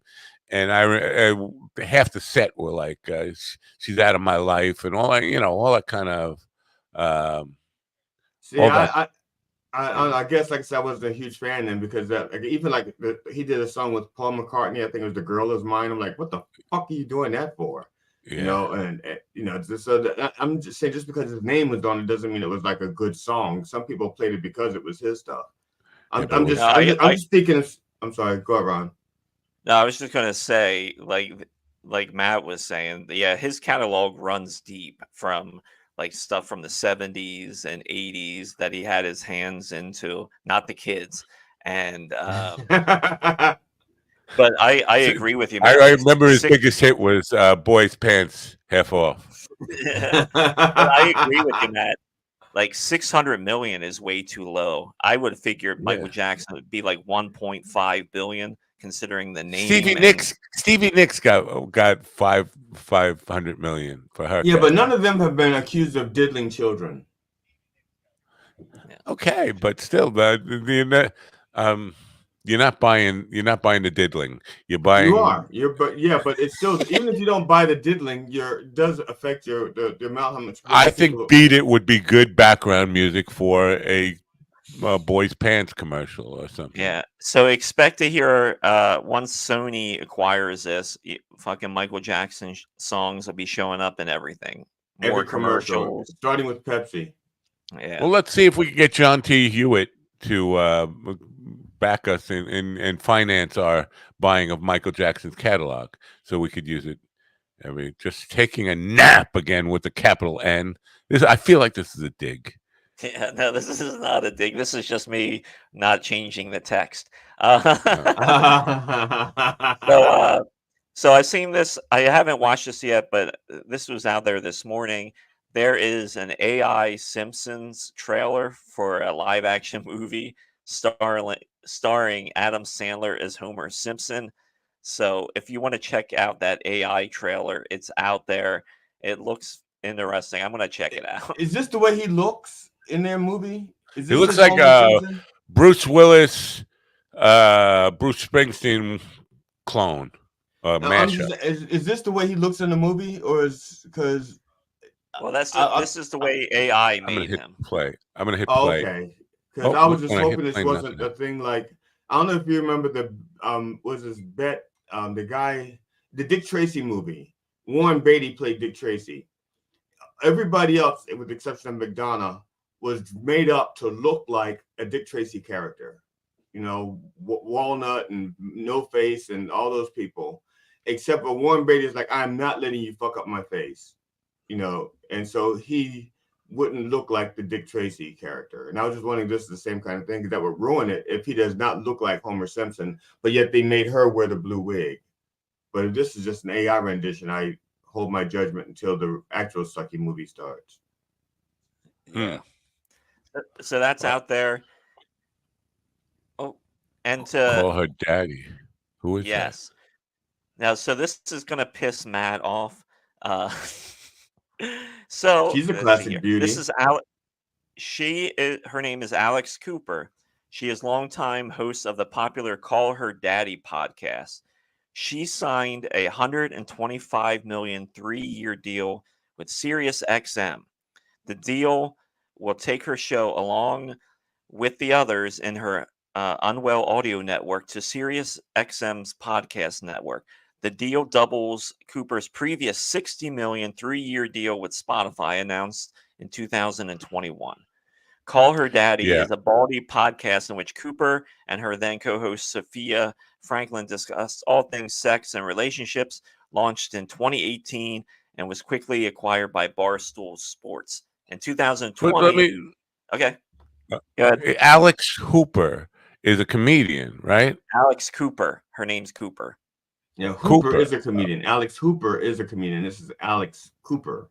Oh, see, and Alice Cooper is something completely different. So correct. I'm all mixed up. He wears more makeup. Yeah. Now, Call Her Daddy. Does that mean I should call her father, or pick up a phone and call her father, or does she want me to call her daddy, which would make me definitely feel like confused? I don't know. You'd have to ask her. I'd be fucking her and saying, "Yes, daddy," to her.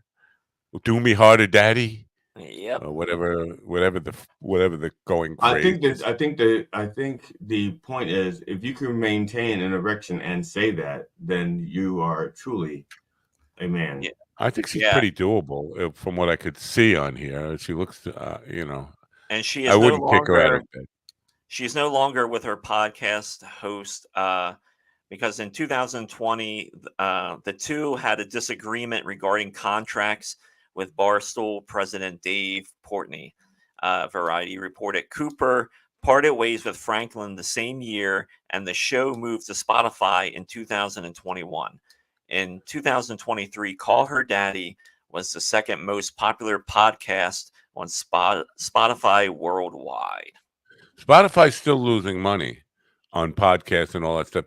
I don't know how they continue to get more money you get from stockholders and stuff, but they're still operating in the red after all these years.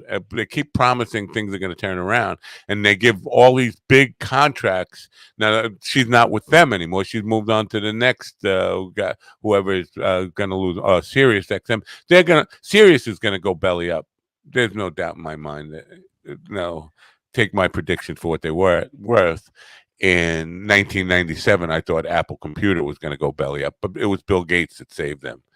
But I can't see Sirius XM surviving another 10 years, 5 years even. Nobody, I shouldn't say that. Every new car comes with that stupid thing with a trial of 6 months, but then nobody re-ups after that 6 months. Like, what do I need that for? I got my phone, I got Wi-Fi, I got... Yeah.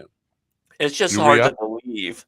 It's just really hard to believe that I know there's money in podcasting, but for a company to sink that much money into a multi-year deal, I just can't imagine what they're fucking charging advertisers and to be on these shows. Exactly. And who would want it? I mean, listen, I know a little bit about the conversion rates between podcasting and number of listeners and how many conversions, sales that actually results in.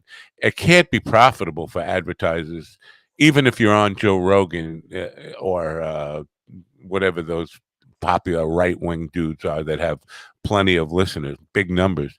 You're not selling. It's not converting into a lot of sales. They're just doing it for name recognition, ego boost, and passing the price on to consumers big time for all that investment in this stuff. But all these things are losing money. Joe Rogan's podcast lost money for Spotify, which is why they would desperately said, we got to try something else. Let's let them go back on YouTube to see if that helps boost the numbers. They're desperately trying to figure out, how do we monetize this stuff for what we're paying for it? I don't see this being a good move for Sirius at all. But I know, and good for her. Yeah. I mean, good for her, but it's such large investments in a strange medium. So yeah, my cousin, who is an entrepreneur and a media mogul out in Florida, called. Not my cousin Vinny. Don't talk about my cousin Vinny. Don't ever bring up Vinny on the show again. Just keep that in the back of your mind or in the front of your lips. He called me and he said he had a deal, a company that wanted him to produce podcasts. He gave them a budget proposal of $50,000 a week to produce their fucking podcast. I was like, what could you possibly spend $50,000 on production values in a podcast every week? I mean, it's not like... Yeah, that is insane. What's that, like 2.4 million in a year? Yeah, just in production. And like, podcasting is just people sitting around talking for most of the part. It's not like they're going out and doing things and that would require. Where does that money? Even if you had it's special effects like the exploding trains and stuff like that. That costs money. $50,000 a week. Yeah, because it costs that money to blow stuff up. I mean, I could see maybe like that much money at first to make the initial investment to build a set and maybe to hire your video engineer and a sound engineer possibly, so you have good video. But yeah, I'll take that money. Yeah, I would too. I mean, basically, you can even look at Rogan's podcast, and for what it brings in, what it costs to produce that show is fucking dimes. He built the studio. That was the initial investment. After that, he pays Jamie to operate a 3-camera system with long shot and individual tight shots on the guests. Sometimes there's more than one guest, so sometimes he has to probably do 4 or 5 cameras. But still, he's one guy behind a switcher, audio switcher and video switcher, and that's it. That's the production cost. That's not, you're not paying him $50,000 a week. If you are, good for him. I want to sub when he calls in sick. Call me. I'll take that job. Just for a month. I just need that job for a month. Yeah. So here is our photo to finish out the day, and it's just a man speaking in front of French fries and garbage. How do we know those fries are actually French? Yeah. I just They love how look like American fries. Yeah, I love just how he's standing in a pile of trash. They look like boardwalk fries almost. Yeah. I can't see his hands, but I'm going to extra fingers. I'm going to assume his hands are distorted, extra fingers or something like that, because Actually, the his image hands- behind Ron right now with the big wiener, I don't know, you haven't seen this, but when Ron stepped out for the news thing, we enlarged his wiener, and the hand behind him looks like, I don't know, it's like Jerry's kid. It's got a finger for a thumb. It's got like an index finger where the thumb is. AI, whatever AI engine you're using. If these hands don't look that bad, it's almost like they copied somebody else's picture and put it in there. Because if AI drew it, his hands would be really messed up. Yeah. Ron's AI game. My AI thing doesn't fuck up hands. I'm using Microsoft's AI engine right now for all the AI pictures, and it's been pretty good with hands.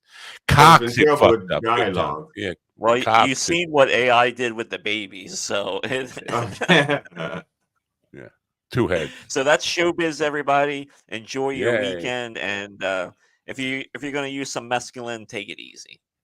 Yeah. You guys, speaking of showbiz, you guys doing showbiz this week? Copperfield.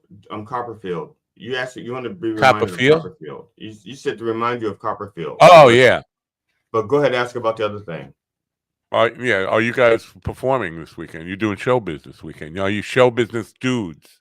Yes, I have a show tonight for Telly's Friday night stand-up, and that show starts at 8 o'clock tonight in New Cumberland, Pennsylvania. I really, really want to go to see you and Josh in Rochester in September 21st. The problem is 2 things. I have a gig that night, and it's my 15th anniversary. Of what? So, my marriage anniversary. Probably not a big thing. My wife would probably prefer to stay home and feed the chickens. But I feel like if I just say... We're going to do a show Friday night, the day before the Fringe Festival, in Cortland, New York, actually. We're going to be at, which is north of like Binghamton, New York.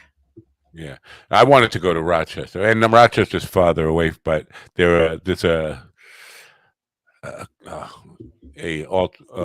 alternate reason I wanted to go to Rochester, not just to see you, Josh, but I thought that was a good excuse to see you and Josh. It's a good excuse to go to Rochester and say, well, my friend Ron Kane and his black friend Josh is there. That would have been my excuse. Am I saying that correctly? Yeah, actually, it rhymes with Hawk Tui. It's Josh Dewey. Josh Dewey. Yeah, rhymes with Hawk Tui. Yeah, well, that's how I normally introduce us. Like when me and Josh are together, I'll go, "Hello, my name is Ron Keane, and this is my black friend, Josh Dewey." My black friend. My black friend. All right. So Opus Clip is the AI video editor. It makes the shorts. It makes my shorts for me. You want to see? Do they rise up? Do they pinch a little? Yeah. Well, I used to have what was the underwear company that was sponsored me in the beginning? I forget now. But no. They have a beta service where because generally they charge by the minute. If you put a clip up that's a 2.5 hour clip, you select the section of it that you want them to make into shorts, and basically when the guest comes on and when the guest leaves, so they're doing 40 minutes instead of the whole 2.5 hours. But they have a beta of a system that they've come out where it's intelligent enough All you have to do is put in a prompt. It's like stuff that most likely to get engagement on YouTube. And don't put anything else in. You can give them the whole clip, and they will chop it up, and you don't get charged any credits while it's in beta mode. They let you do 15 projects for absolutely no credit charge. It's like free. So I put in yesterday's show, the entire show, to 2 hours and 35 minutes. And the first viral clip that came out was, does David Copperfield shit in his tub? I don't think YouTube would let me put that in the title. I think I'd have to put S apostrophe asterisk T or something. But they think that's going to go big on YouTube. I'll probably test that out today. But so they chopped up lots of things that were really weird in the show. They made a conglomerate of From Coffee to Laughter, My Journey to Success. What the fuck are you talking about? From Coffee to Laughter. And it just has that beginning clip of saying, can I get some coffee in here? Then it has Ron coming on and saying, Barack made a dick joke. And like, I prefer to go back to where there were no dick jokes. And then it goes right into, well, you're talking about entrepreneurialism. Like, what the fuck is AI thinking when it's looking at that stuff and saying, this is viral. This is stuff that's going to go viral on YouTube. Well, it's not real intelligence. You realize that, right? It's artificial. It's not real. I'm just wondering what the programming is behind it and how it works, because clearly you're right. It's not very intelligent. It's just like, it's like shooting for stuff, but it's listening to words and picking out key phrases. I heard coffee. It heard comedy somewhere in the part and talked about success when we had the business guy on, but and mashed that all together as it was one thing. Now, I just like the person who was watching, clicking in on that and saying, this is a good clip, what their reaction would be like. What the fuck did I just watch? Is this an actual show, or is this like a parody of? I don't know. It's just very weird. But does David Copperfield shit in the tub? You don't get any better than that. It's actually, people want to know though.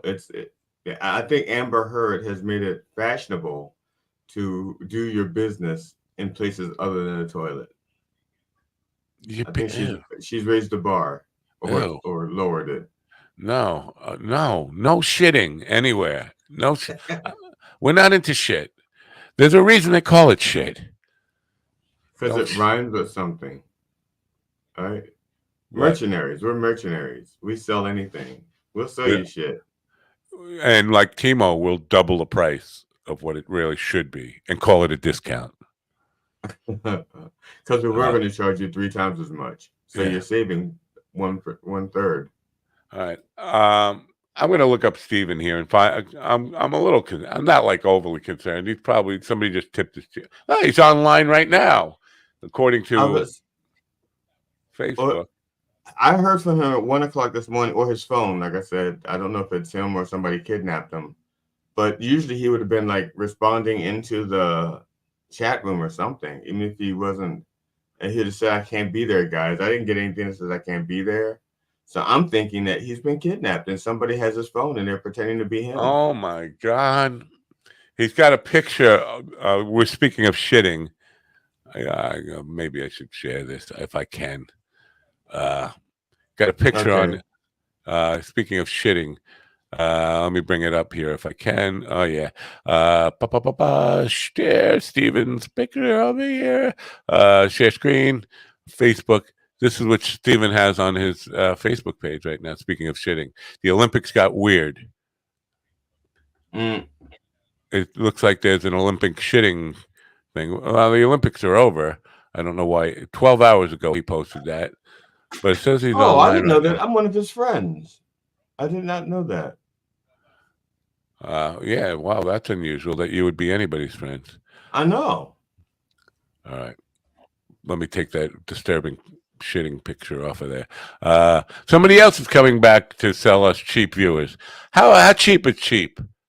What do you got there? Can you tell me what? I'm gonna reach out to Lana Sable again to today to see if she'll come on in the next 2 weeks. Yeah, it would be good to see her again. She did a show at Stand Up New York. The place is looking really cool. Stand Up New York is looking like they've really made that a really premier comedy venue. I haven't been there in a while. The Stand is really good, except it feels dungeon-like. It's weird. Have you ever been to the Stand in New York? I have not. It's like a restaurant club, and then they put the comedy club in the basement, so you have to go down like these dark tunnel stairs and like around this thing, and then they usher you into this small little room, which probably holds not more than 100 people tops. Probably even less than that. It's a very intimate setting. It's a great place to see comedy, but it's just the experience of getting into the room feels like, I don't know, where are you taking me here? What are you going to do to me? Are my parents ever going to hear from me again? That kind of thing. I would. Well, the cellar feels like that because they pack you in the cellar. Yeah. The packing in, it's not as weird as the whole dungeon entrance experience. Like, where am I going? Well, I mean, the but yeah, cellar doesn't look like a grand ballroom either. I know. It looks like, they have like that stained glass fucking thing on the wall behind them. It's like, what is this, a fucking church or is it a fucking comedy club? What's with the stained glass? Stained glass is not for comedy clubs. Keep it out of here. I gotta get off of this photo here now. It's driving me nuts, the Steven thing. I don't know. It's not like Steven not to check in and at least say why he's not on here. And I'm just I'm a little confused why he hasn't been here the last 2 days, since he is probably back home. Anyway, I don't have any public gigs this weekend, so I'm not even going to talk about what I'm doing this weekend. I did have a VA thing yesterday afternoon that went a little bit off the wall. Started a fight. I got a fight started between an old Marine and an old Air Force guy again. Well, you got to stop lighting off fireworks during your show. One guy asked for a request, and I didn't hear him correctly, and I played the wrong song. And then he was complaining about that. And like, all right. But the other guy was like defending my honor. The Marine guy was defending. Marines, this must be a Marine thing. But he was trying, you don't speak that clear. You didn't hear. And then before you know it, they're arguing. And then they're going to get in a fist fight. And we got to separate. Now, think about this. They're 80 or 90 years old, and they're kind of wheelchair bound, but they can get up. But if they get up, they're probably going to fall face forward. But they're getting up to fight each other now. And like, there's no orderlies in the room. It's just me with a guitar and trying to keep them separated and not kill each other or fall on their face and get a concussion or break a hip or any of that kind of stuff. Did you start playing that John Lennon song, Give Peace a Chance? Everybody's talking about wheelchairs and geezers fighting with the tweezers. No, I didn't. Actually, Matt Bright just said, "Shut up, and I'll play your fucking song." Shut up is an opera thing. One woman in the front row, she asked me to play an Elvis song, and I played what the hell? Wise Men Say. I was going to say, "Fools Fall in Love." Why do fools fall in love? That's the song that came to my head. I Can't Help Falling in Love with You. Is the name okay, right. So, but I'm playing that song. But she asked me to play that an Elvis song. I played that song, and she was talking to me the entire time about my guitar. Oh, I love that guitar. Don't you have a black one? I mean, and she's trying to have a conversation with me while I'm singing the song that she just asked me to sing. And it was, you can't say, "Please shut up and let me sing." You just asked for a song. You do it like this. You say, "Wise men say, can you shut the fuck up while I'm singing?" Oh, hey guys, I have an announcement. My new computer is showing up tomorrow. Great. So I will finally stop using my old work computer. Maybe sometime next week. I was thinking. I thought you were just going to say they are paying for it, like the job is sending you it. That would be fantastic. That would be fantastic. You got it grandfathered in. You have to send me computers for the rest of my life. Now, they forgot you have that, right? What's that? They forgot you have it. Frito-Lay doesn't even remember you, like that you have their computer. Well, no. Well, technically, I'm still an employee. I'm getting severance, but I officially am still an employee, and my official employment ends on October 19th. Wow. And then will you be able to collect unemployment at that point? I can. Yes, I can. Holy fuck. This is what I want. Why didn't I get a Frito Bandito contract? This is what I want. I want just to be set. I want to get severance pay for a given period of time and then collect unemployment for a given period of time. Yeah, I am looking for a job, though. So don't do that. You might find one, and then that would suck. No, Ron, did you by chance did you see my rough of the flyer? Yes, I did. I did see that. Yes. Rough? You mean draft?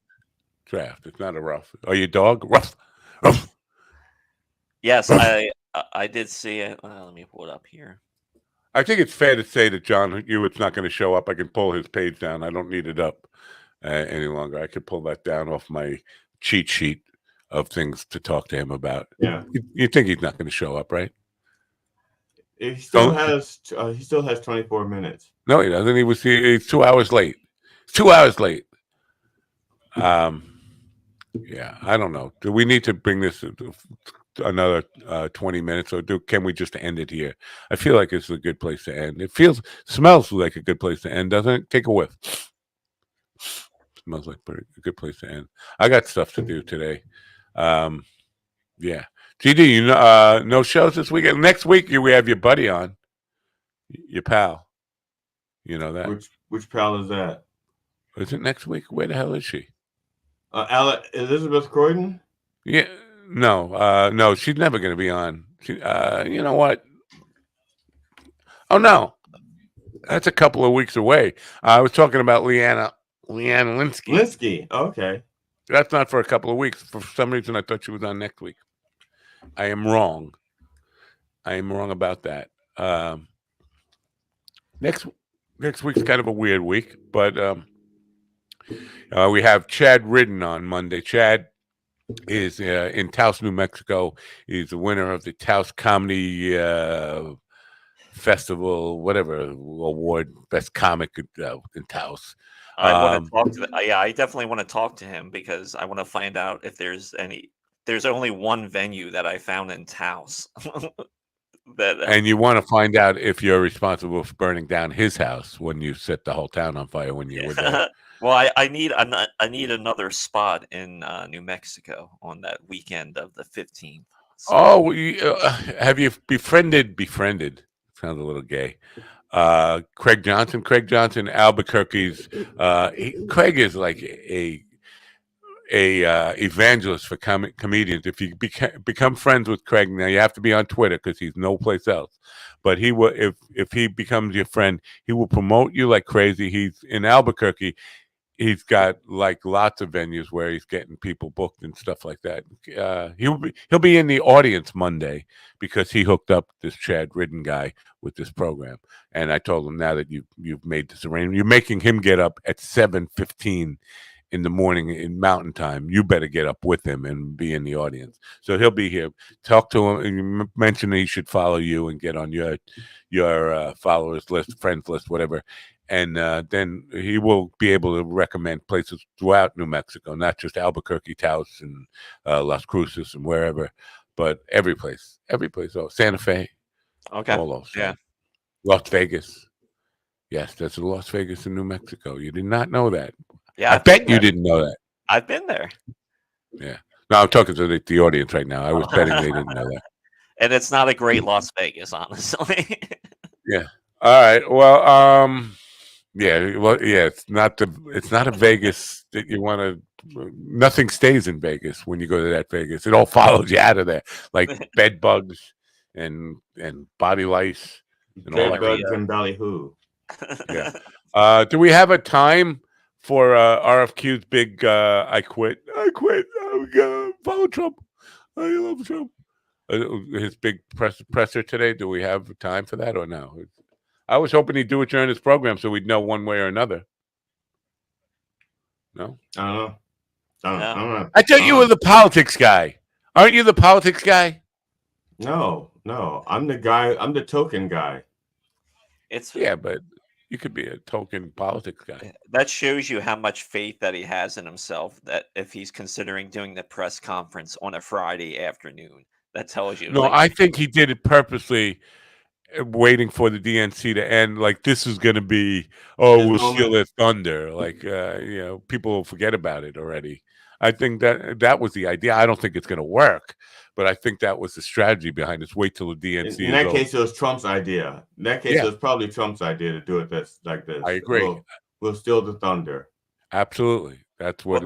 I'm seeing some news here. It says, this is from like PBS News. Says, watch live. RFK holds briefing on his presidential campaign after withdrawal from the Arizona ballot. The Arizona bathtub? Did he shit in the tub? So I don't know if it's happened.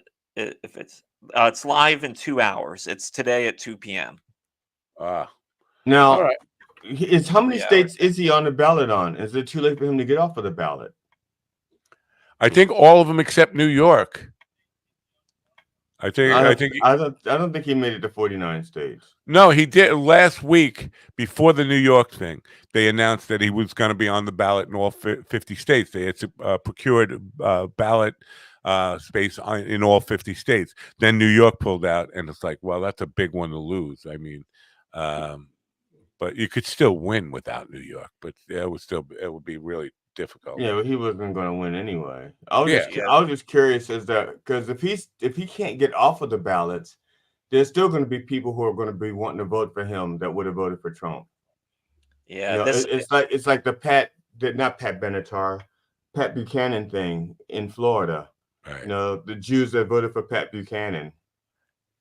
Let's just be clear here. This has to be the very first time in the history of Patness that Pat Buchanan and Pat Benatar have been, I don't know, thrown into the same sentence. I think they were both on the ballot in Florida, and I think she got more hanging chads than Buchanan. On Monday, GD's going to receive a letter from Pat Benatar. He's just going to say, "Fuck you! Why would you even include me with Pat Buchanan?" If you do, ask her why she's avoiding me. I've asked her to be on. She's my hometown girl. I don't know if you know this. Pat Benatar, Lindenhurst High School graduate. Pat Andrzejewski. And then everybody. Here's the deal: nobody liked her in Lindenhurst. She was a fucking outcast. Nobody liked her. She had no friends. That doesn't really help your cause. When you're like, no, she's not coming on. This has been long established. She's not coming on. Nobody liked her when she was Pat Andrzejewski from Lindenhurst. When she became Pat Benatar, everybody in Lindenhurst, I love her. I was best friends with her in high school. No, you weren't. You fucking treated her like shit. I think you forced my hand. Matt Napo, with his supple hands, is running for office.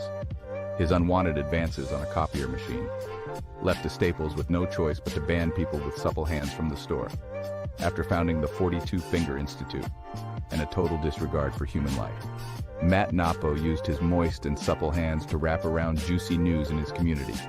Rarely drunk, but usually on mescaline, Matt spends quality time with big brothers and big sisters, teaching them how to bully people without those moist and supple hands. Matt will fight for your community. His growth initiation of starting bar fights to get neighbors talking. After choking out several patrons, Matt was heard saying, "If you can fight with one eye, I guess I'll take the other." So ask yourself, do you want someone with supple hands making you a sandwich? Do you want to be in a bar fight? Or do what's right and say no to Matt? Say no to nepotism. That guy sounds like the creepy dude from it's an NBC, like not Unsolved Mysteries. It's a cold case file. One of the narrator for that is like a white-haired old dude who's he's just like really creepy. He's like I think he's part ghost.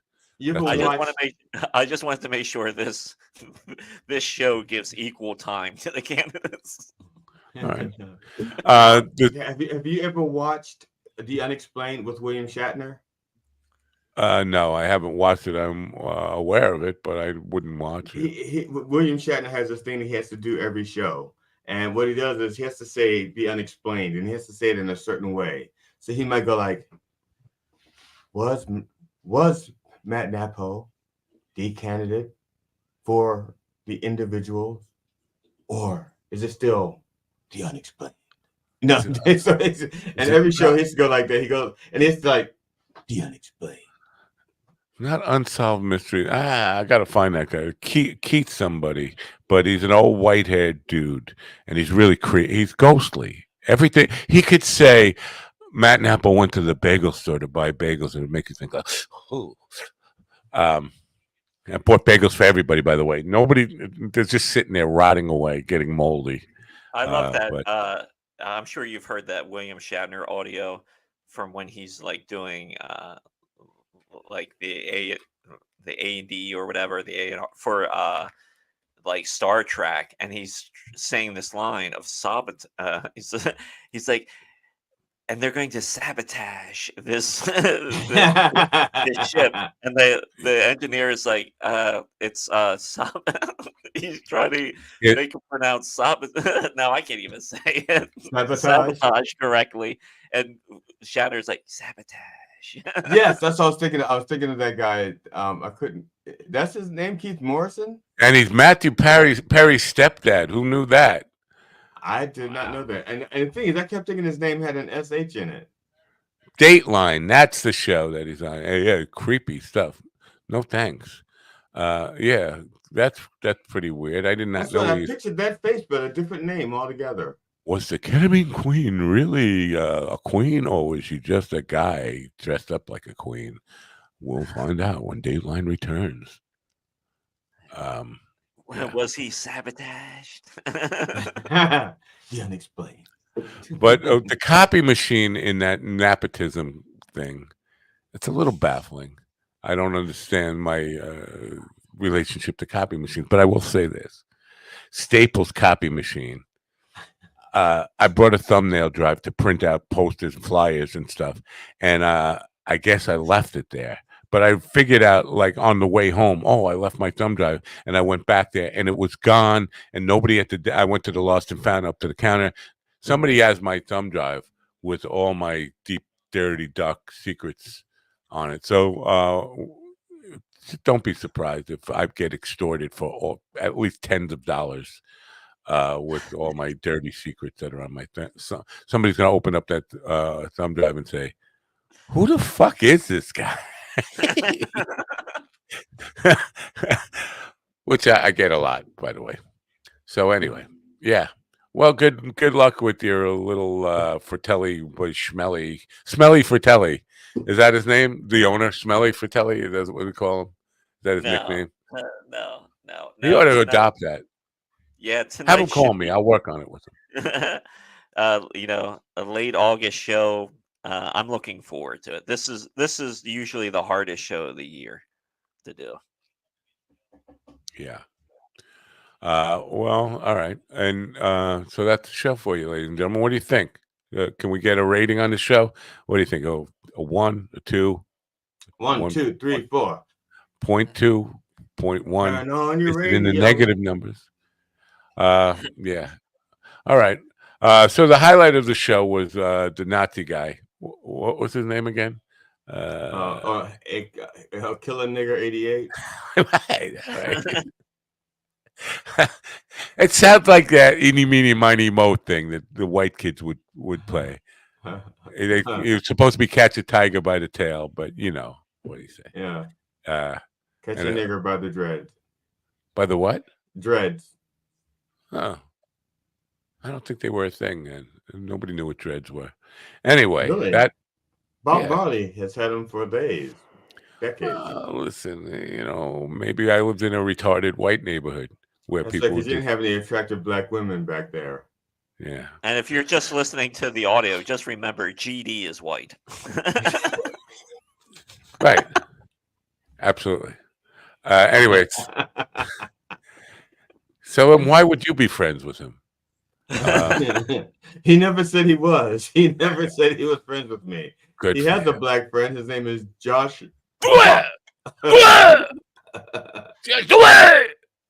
All right, time to wrap this up. Get out of my room. You guys have a good weekend. I'll be working. Feverishly working, and not getting paid for it. All right, bye for now. Bye for now. Bye for now. All right, you know what to do. If you don't know what to do, I'm going to remind you very briefly what to do. You go over to your radio and you turn it on. Have a great weekend, everybody. Thanks for being here.